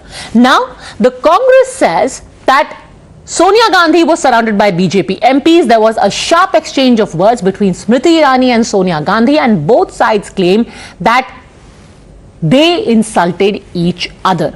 According to the BJP's version, when Sonia Gandhi was talking to Rama Devi, Smriti Irani walked up to her, asked her what the problem was and said, "I have taken your name." At which point Sonia Gandhi said, "I don't want to talk to you."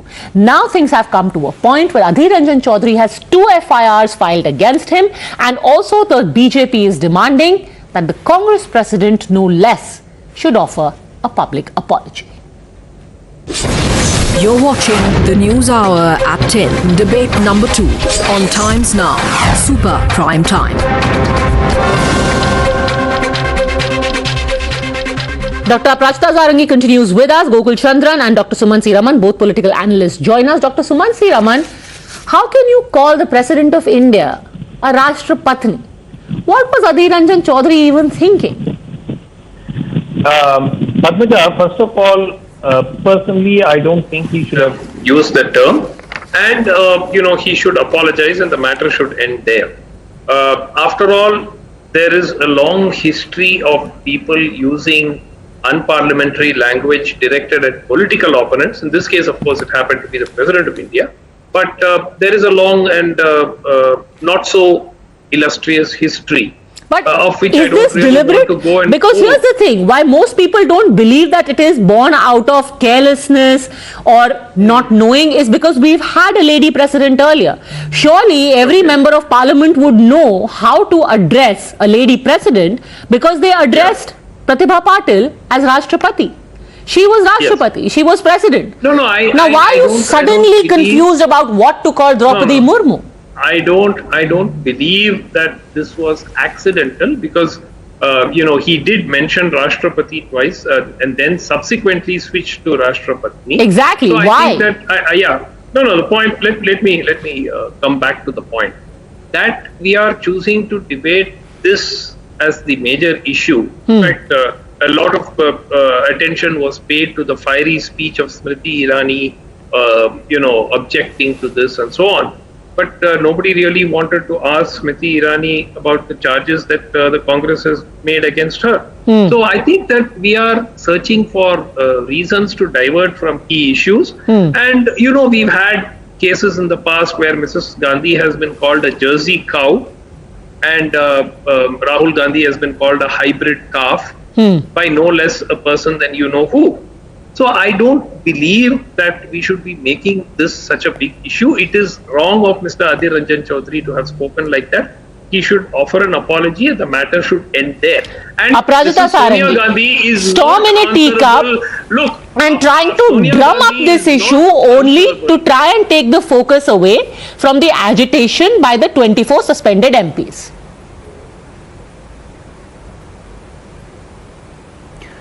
I would definitely not call it a storm in a teacup, and I would definitely not say that whatever happened today by the BJP MPs in the Lok Sabha and outside the Lok Sabha was uncalled for. Definitely not.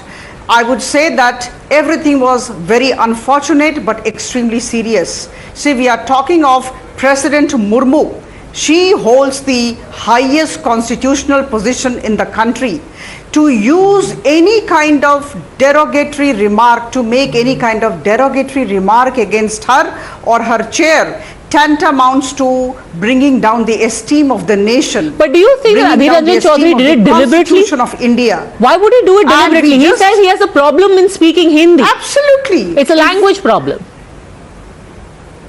Not at all. See, we all heard his video, and I think the entire country has heard that video. You also made us hear the video about 2 minutes back. Twice he said Rashtrapati, and thereafter with a lot of thrust, a lot of emphasis, he says Rashtrapatni twice. Why would he do this? Why do you think he would do it? So I think, see, basically it is the anti-Adivasi, anti-woman mindset of the Congress, which is amply reflected today. And the unfortunate part is that he says, I will not tender apology to the nation. See, that the entire thing calls for apology from him and apology from the Congress party before the nation. It's not a question of he going to the Her Excellency the President of India and offering apology in a closed room.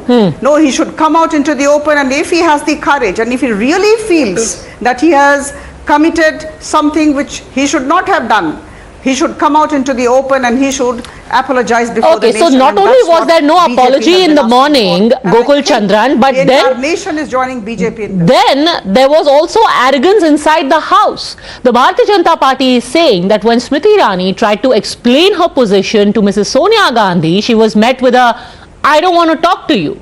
So no apology, topped with arrogance. Gokul Chandran. Yeah, Padmaja, when someone calls a senior leader, let it be anyone. Okay, usually you know inside the house, whenever, even if it is a senior member, when he addresses a junior members, he uses Mr., Mrs., Miss or G. Without that, calling Sonia Gandhi, Tumara. These are the words used by Smriti Irani towards Mrs. Sonia Gandhi. Okay, see the age, see the experience. She is also an elected MP, and calling her by name and telling Tumara, is this acceptable? And when she goes and speaks to Mrs. Sonia Gandhi, of course Sonia Gandhi ji will say, I don't want to speak to you. What is the great matter in there? What made Mrs. Smriti Irani to go and speak to Mrs. Sonia Gandhi? What face she had to go and speak to her? The aggression and the rudeness. There is no wrong in what Sonia Gandhi said, that I don't want to speak to you. Simple. Aparajita Sarangi. And regarding Mr. Adhir Ranjan Chowdhury. No, wait, let her explain. So when we're talking about the arrogance of the Congress president, it was about the minister addressing her in a disrespectful way, says Gokul Chandran, to call her Sonia Gandhi instead of Mrs. Gandhi. See, I'm a member of the Lok Sabha, and incidentally I was standing quite close to the place where it happened, almost close to the well of the house.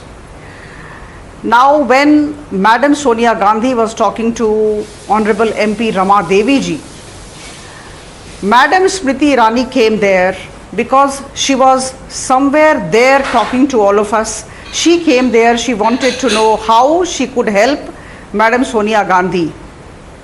So at that point of time, Sonia Gandhi ji said, I don't want to talk to you. That's how it was. And naturally, you know, when our MP was being talked to, Rama Devi ji was being talked to, we were all surrounding her. So we also wanted to know what was the question from the side of Mrs. Gandhi. So we were all there together. Now to give it a color that all the BJP MPs were surrounding and trying to create a ruckus, it was absolutely far, it's absolutely far from the truth. Gokul we were all there, we wanted to know what was the dialogue or the idea was only to have a dialogue between the two. Yeah. See, I agree. And at that point of time, Srimati Irani wanted to help. Yeah. Wanted to participate in the conversation. That's what I agree. Who is Smriti Irani? After making all that, after all that disrespect she showed towards Mrs. Sonia Gandhi, what made Smriti Irani to go and speak to her? What authority does she have to? She might be a minister. Smriti Irani, I'm sure you know who Smriti Irani is. She should have left it there. She wanted to lit the fire. She wanted to add more fuel to the fire. That's why she went and asked Mrs. Gandhi, "Aapko kya chahiye? What do you want?" This is the tone. That's what I heard. What do you want? What business does she has? What business does Smriti Irani has to go and talk to Mrs. Sonia Gandhi in that tone and tenor? Well, she's a member of parliament as well.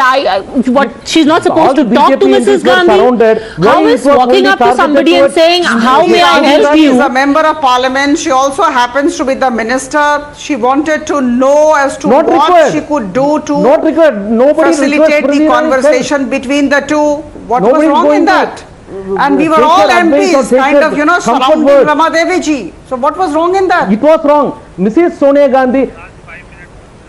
See, it's up to you how you look at it. I always say a man convinced against his will is of the same opinion still. We can't do much about it. I mean, it's the kind of spectacles that you see the world from. Yeah, Mrs. Sarangi. But did we talk to her in a bad manner? Did Mrs. Sonia Gandhi talk to you in a bad manner? No. Yeah, she requests that. Not at all. Did we ever say that? She is eligible for that. Because that is the word she used for Mrs. Sonia Gandhi. Did we say that? No, wait. What are these words? So you're saying the speech that she gave in Parliament was disrespectful to begin with. Is that what you're saying? That when she addressed Mrs. Gandhi inside the Lok Sabha, she was disrespectful? See, calling someone... Padmaja, you are not still getting the point. Calling someone Sonia Gandhi, Tumhara log. Is this a respectful way of treating a elder parliamentarian inside the house? Okay. Sarangi, you know what? Let's just listen to what Mrs. Irani said. And Gokul Chandran, I'm sorry if you felt I was disrespecting you by calling you Gokul Chandran. That's just your name. But Gokul ji, just hold on for a second. Let me play out what Smriti ji said. Call me Padmaja. Yeah, just hold on for a second. Let's play out what Smriti Irani said and let the viewers figure out whether there was disrespect intended there. Listen in. Congress party आदिवासी महिला का ये सम्मान पचा नहीं पा रही। Congress party गरीब परिवार की बेटी देश की राष्ट्रपति बने, इसको पचा नहीं पा रही। अधीर रंजन चौधरी ने द्रौपदी मुर्मू जी का अपमान वापस नहीं लिया। अपोलोजाइज टू द नेशन, माफी मांगो इस देश से, माफी मांगो सोनिया गांधी आदिवासियों से। Okay, where did she say Sonia Gandhi, tum ye karo, tum wo karo? Where was the disrespect that you're talking about? Suman Siraman. Yeah. Now I will play. Yeah, now I will play. If you show the full clip, if you show the full clip, it was extensively reported in the media that Tumhara was used. Right? So it was reported. You're showing probably a portion of the clipping. But if the full speech was put out, the point is not that. The point is, here is somebody who is 20 years perhaps older than you, who's a senior parliamentarian, and is this the way that you address them? And why would you call, for all practical purposes, call somebody names and then say that I wanted to find out how I could help them? I mean, come on. Okay, we'll play out the full part. But again, what names exactly were called? She asked for an apology. She said that you must apologize to the country, but what were the names called? The minister called names to Mrs. Gandhi. Senior person, Tumhara. Do you address a senior person as Tumhara? I don't know. I mean, okay. Aprajita Sarangi. Is that the respect that one gives? I don't know. Aprajita Sarangi. Lowering of discourse, which is why there was a reaction. That is the whole problem with the Congress mindset. See, this reflects the mindset of the Congress. Now the fact remains that Smriti Irani ji wanted to facilitate the conversation. She just asked, may I help you? What is going on? Because Rama Devi was surrounded by all of us. Smriti Irani ji is an MP. She happens to be the minister too. So she has every right to get into the conversation, and she wanted to help Rama Devi ji. So what's wrong with that? And I was very much there. She was a minute ago you disrespectful. Said that, and even just now we heard her speaking. What was wrong? What was disrespectful? Now you're contradicting yourself. This is how you look at it. You just contradicted yourself. And I can only say that Rashtrapatni is utterly disrespectful. What do you have to say to that? Madam, Rashtrapatni is utterly disrespectful. What do you have to say to that? You have just contradicted yourself. Admission of guilt has to be there. How did you call Rashtrapatni? Now you're saying we were all around her. So let's just say, without splitting hairs, Sumansi Raman, let me just point out that when it comes to Adhir Ranjan Chowdhury, who is a seasoned politician himself, a seasoned MP himself, him calling Draupadi Murmu a Rashtrapatni is supposed to be laughed off as something silly, and you get off with an apology. But the Smriti Irani asking for an apology is seen as disrespect. All right, be that as it may, let me just ask you this, Aparajita Sarangi, because you were there. Jairam Ramesh in his statement has said that Shrimati Sonia Gandhi ji Bhajpa की एक सांसद रमा देवी से बात कर रही थी. स्मृति ईरानी ने सोनिया गांधी जी को घेरकर बड़े ही अपमानजनक लहजे में उनको अपशब्द कहे. जब सोनिया जी ने उनसे शालीनता से कहा कि मैं आपसे बात नहीं कर रही, तो स्मृति ईरानी चिल्लाकर बोली, you don't know me who I am. Is that true?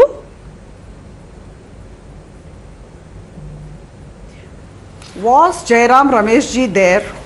He is a member of the Rajya Sabha. I am a member of the Lok Sabha. I am a witness to the entire incident. So how can you trust the words of Jairam Ramesh ji? I have also seen his tweet.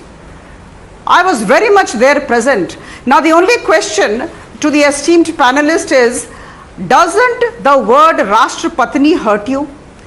Tumhara tum hurts you so much, but Rashtrapatni doesn't hurt you. There is no admission of guilt. There is no apology to the nation by Adhir Ranjan ji or the Congress party. How do you explain this behavior? Adhir Ranjan Chowdhury should take back his statements. I do not defend that at all. But the issue of Mrs. Sonia Gandhi was quite different. He should apologize, just admitted that you surrounded her. Okay. So Adhir Ranjan Chowdhury was just being silly, but what was said to the Congress president was intended as an insult, or at the very least being uncivil or being rude. Anyhow, be that as it may, this is going to go much further. Already the BJP is saying we are going to protest across the country. 2 cases have also been filed. We'll keep a close note. That being said, the least we can expect from seasoned politicians is to be civil to each other. That's what is needed more in public life. Thanks very much, both gentlemen, Aparajita Sarangi, for joining me.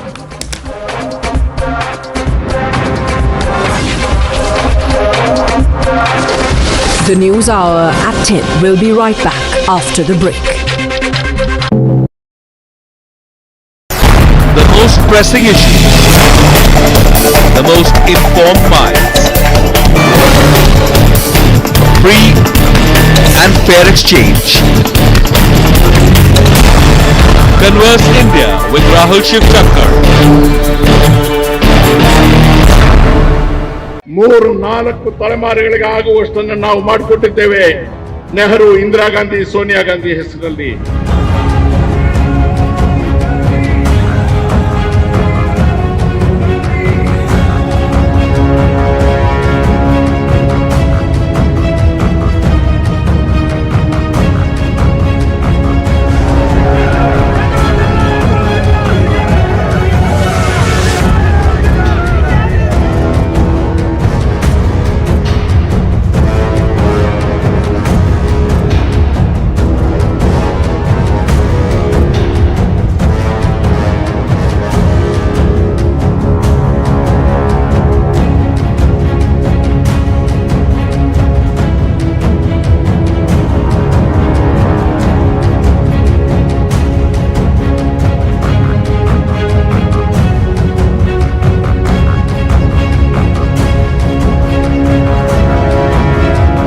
Congress ಅನ್ನು ಬಲಗೊಳಿಸಬೇಕು, ಸೋನಿಯಾ ಗಾಂಧಿ ಅವರಿಗೆ ಶಕ್ತಿ ತುಂಬಬೇಕು, ನೈತಿಕವಾಗಿ ಅವರಿಗೆ ಒಂದು ಸಮಾಧಾನ ಇವತ್ತು ಆಗಬೇಕು. ನನಗೆ ಒಂದು ಸಮನ್ಸ್ ಕೊಟ್ಟಿದ್ದಕ್ಕೆ ಕಾಂಗ್ರೆಸ್ನ ಕಾರ್ಯಕರ್ತರು ದೇಶಾದ್ಯಂತ ನನ್ನ ಜೊತೆಗೆ ನಿಂತಿದ್ದಾರೆ. ನನ್ನ ಗಂಡನ ಪ್ರಾಣ ಕಳ್ಕೊಂಡಿದ್ದಕ್ಕೆ, ನನ್ನ ಮಗನ ಕಷ್ಟಕ್ಕೆ, ನಮ್ಮ ಅತ್ತೆಯ ಕಷ್ಟಕ್ಕೆ, ನೆಹರು ಮಾಡಿದ ಕಷ್ಟಕ್ಕೆ ಈ ದೇಶದ ಜನ ನಮ್ಮ ಋಣ ತೀರಿಸಿಕೊಳ್ತಾ ಇದ್ದಾರೆ ಅಂತಕ್ಕಂಥ ಒಂದು ಸಮಾಧಾನ ಇವತ್ತು ಸೋನಿಯಾ ಗಾಂಧಿ ಅವರಿಗೆ ಆದ್ರೆ ನಾವೆಲ್ಲರೂ ತಿಂತಕ್ಕಂಥ 2 ಹೊತ್ತಿನ ಊಟ ಸಾರ್ಥಕ ಆಗುತ್ತೆ. 3-4 ತಲೆಮಾರುಗಳಿಗೆ ಆಗುವಷ್ಟನ್ನು ನಾವು ಮಾಡಿಕೊಟ್ಟಿದ್ದೇವೆ ನೆಹರು, ಇಂದಿರಾ ಗಾಂಧಿ, ಸೋನಿಯಾ ಗಾಂಧಿ ಹೆಸರಲ್ಲಿ. ಈ ಕಿಂಚತ್ತು ತ್ಯಾಗಕ್ಕೆ ನಾವು ತಯಾರಾಗದೆ ಹೋದ್ರೆ ನಾವು ಇನ್ನು ಮುಂದೆ. You're watching the News Hour at 10.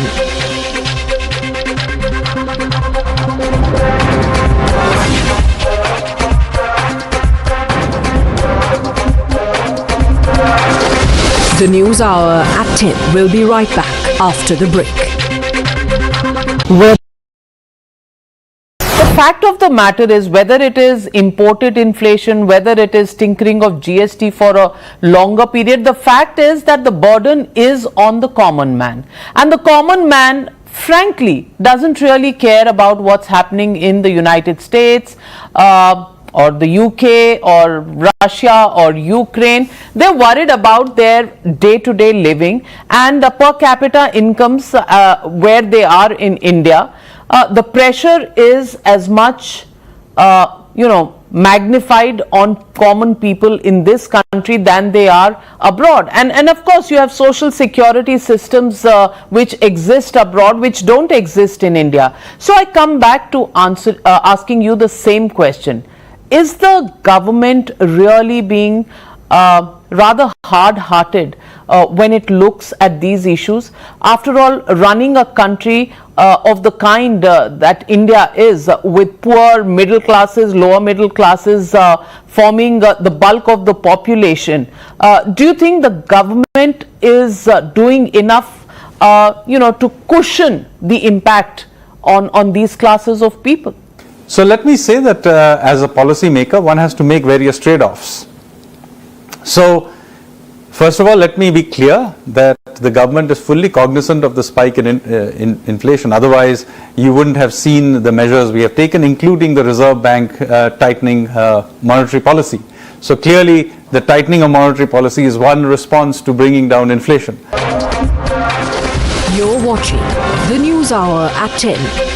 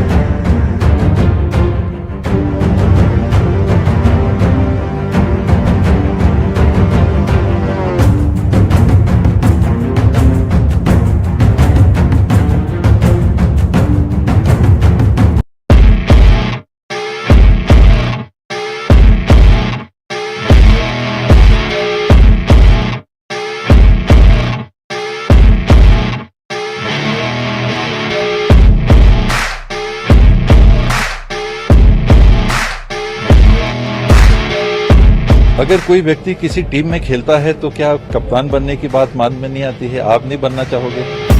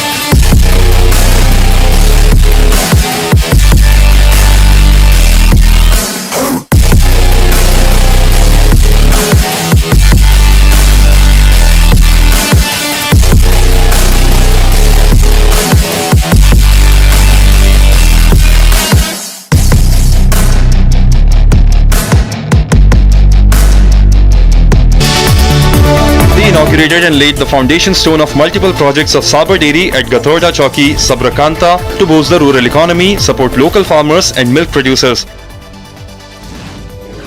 Delhi Chief Minister Arvind Kejriwal will visit Gujarat on August 1st. He will address a public meeting in Somnath and will again visit the state on August 6th, 7th and 10th. Chhattisgarh Chief Minister Bhupesh Baghel participated in Hareli festival celebrations in Raipur. AAP MP Sushil Kumar Gupta and Sandeep Kumar Pathak and an independent MP Ajit Kumar Bhuyan suspended from Rajya Sabha for a week over disrupting House proceedings. The auction for the 5G telecom spectrum has garnered bids worth rupees 1.49 lakh crore at the end of the second day. The most pressing issues, the most informed minds, free and fair exchange. Converse India with Rahul Shivchankar.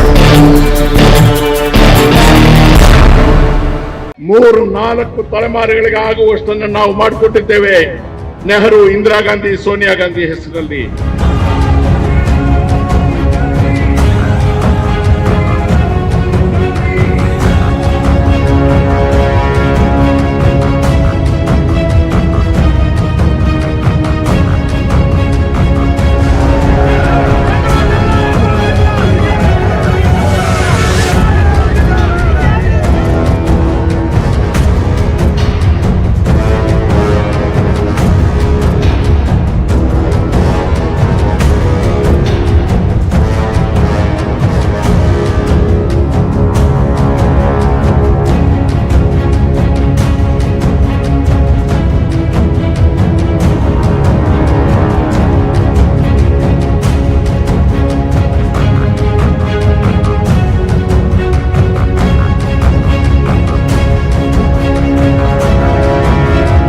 Congress ಅನ್ನು ಬಲಗೊಳಿಸಬೇಕು, ಸೋನಿಯಾ ಗಾಂಧಿ ಅವರಿಗೆ ಶಕ್ತಿ ತುಂಬಬೇಕು, ನೈತಿಕವಾಗಿ ಅವರಿಗೆ ಒಂದು ಸಮಾಧಾನ ಇವತ್ತು ಆಗಬೇಕು. ನನಗೆ ಒಂದು ಸಮನ್ಸ್ ಕೊಟ್ಟಿದ್ದಕ್ಕೆ were injured today when a tractor trolley in which they were travelling overturned after being hit by a truck. The incident took place near Katioli village in Uttar Pradesh. As heavy rains continue to lash Shimla, an orange alert has been issued till tomorrow. Schools, colleges and other education institutions in Jammu and Kashmir's Ramban have been ordered to remain closed. The decision was taken after incessant rains caused flash floods and mudslides. 16-year-old Suraj Vashisht scripted history as he won a gold medal in the 55 kg Greco-Roman event at the Under-17 World Championships. He became first Indian in 32 years to achieve this feat. A Moscow court fined the owners of WhatsApp and Snapchat for their alleged refusal to put Russian users' data in servers physically on Russia soil. The fact of the matter is, whether it is imported inflation, whether it is tinkering of GST for a longer period, the fact is that the burden is on the common man. And the common man, frankly, doesn't really care about what's happening in the United States, or the UK or Russia or Ukraine. They're worried about their day-to-day living and per capita incomes where they are in India. The pressure is as much, magnified on common people in this country than they are abroad. And of course, you have social security systems which exist abroad, which don't exist in India. So I come back to asking you the same question. Is the government really being rather hard-hearted when it looks at these issues? After all, running a country of the kind that India is, with poor middle classes, lower middle classes forming the bulk of the population, do you think the government is doing enough to cushion the impact on these classes of people? So let me say that as a policy maker, one has to make various trade-offs. So first of all, let me be clear that the government is fully cognizant of the spike in inflation. Otherwise, you wouldn't have seen the measures we have taken, including the Reserve Bank tightening monetary policy. So clearly, the tightening of monetary policy is one response to bringing down inflation. But do remember that this is a trade-off, because if you do tighten monetary policy too fast, too quickly, yes, it will bring down inflation, but then it will slow down growth, it will slow down incomes and so on and so forth. So there is a balancing act that has to be done. Ultimately, what do we want to do? We want to increase as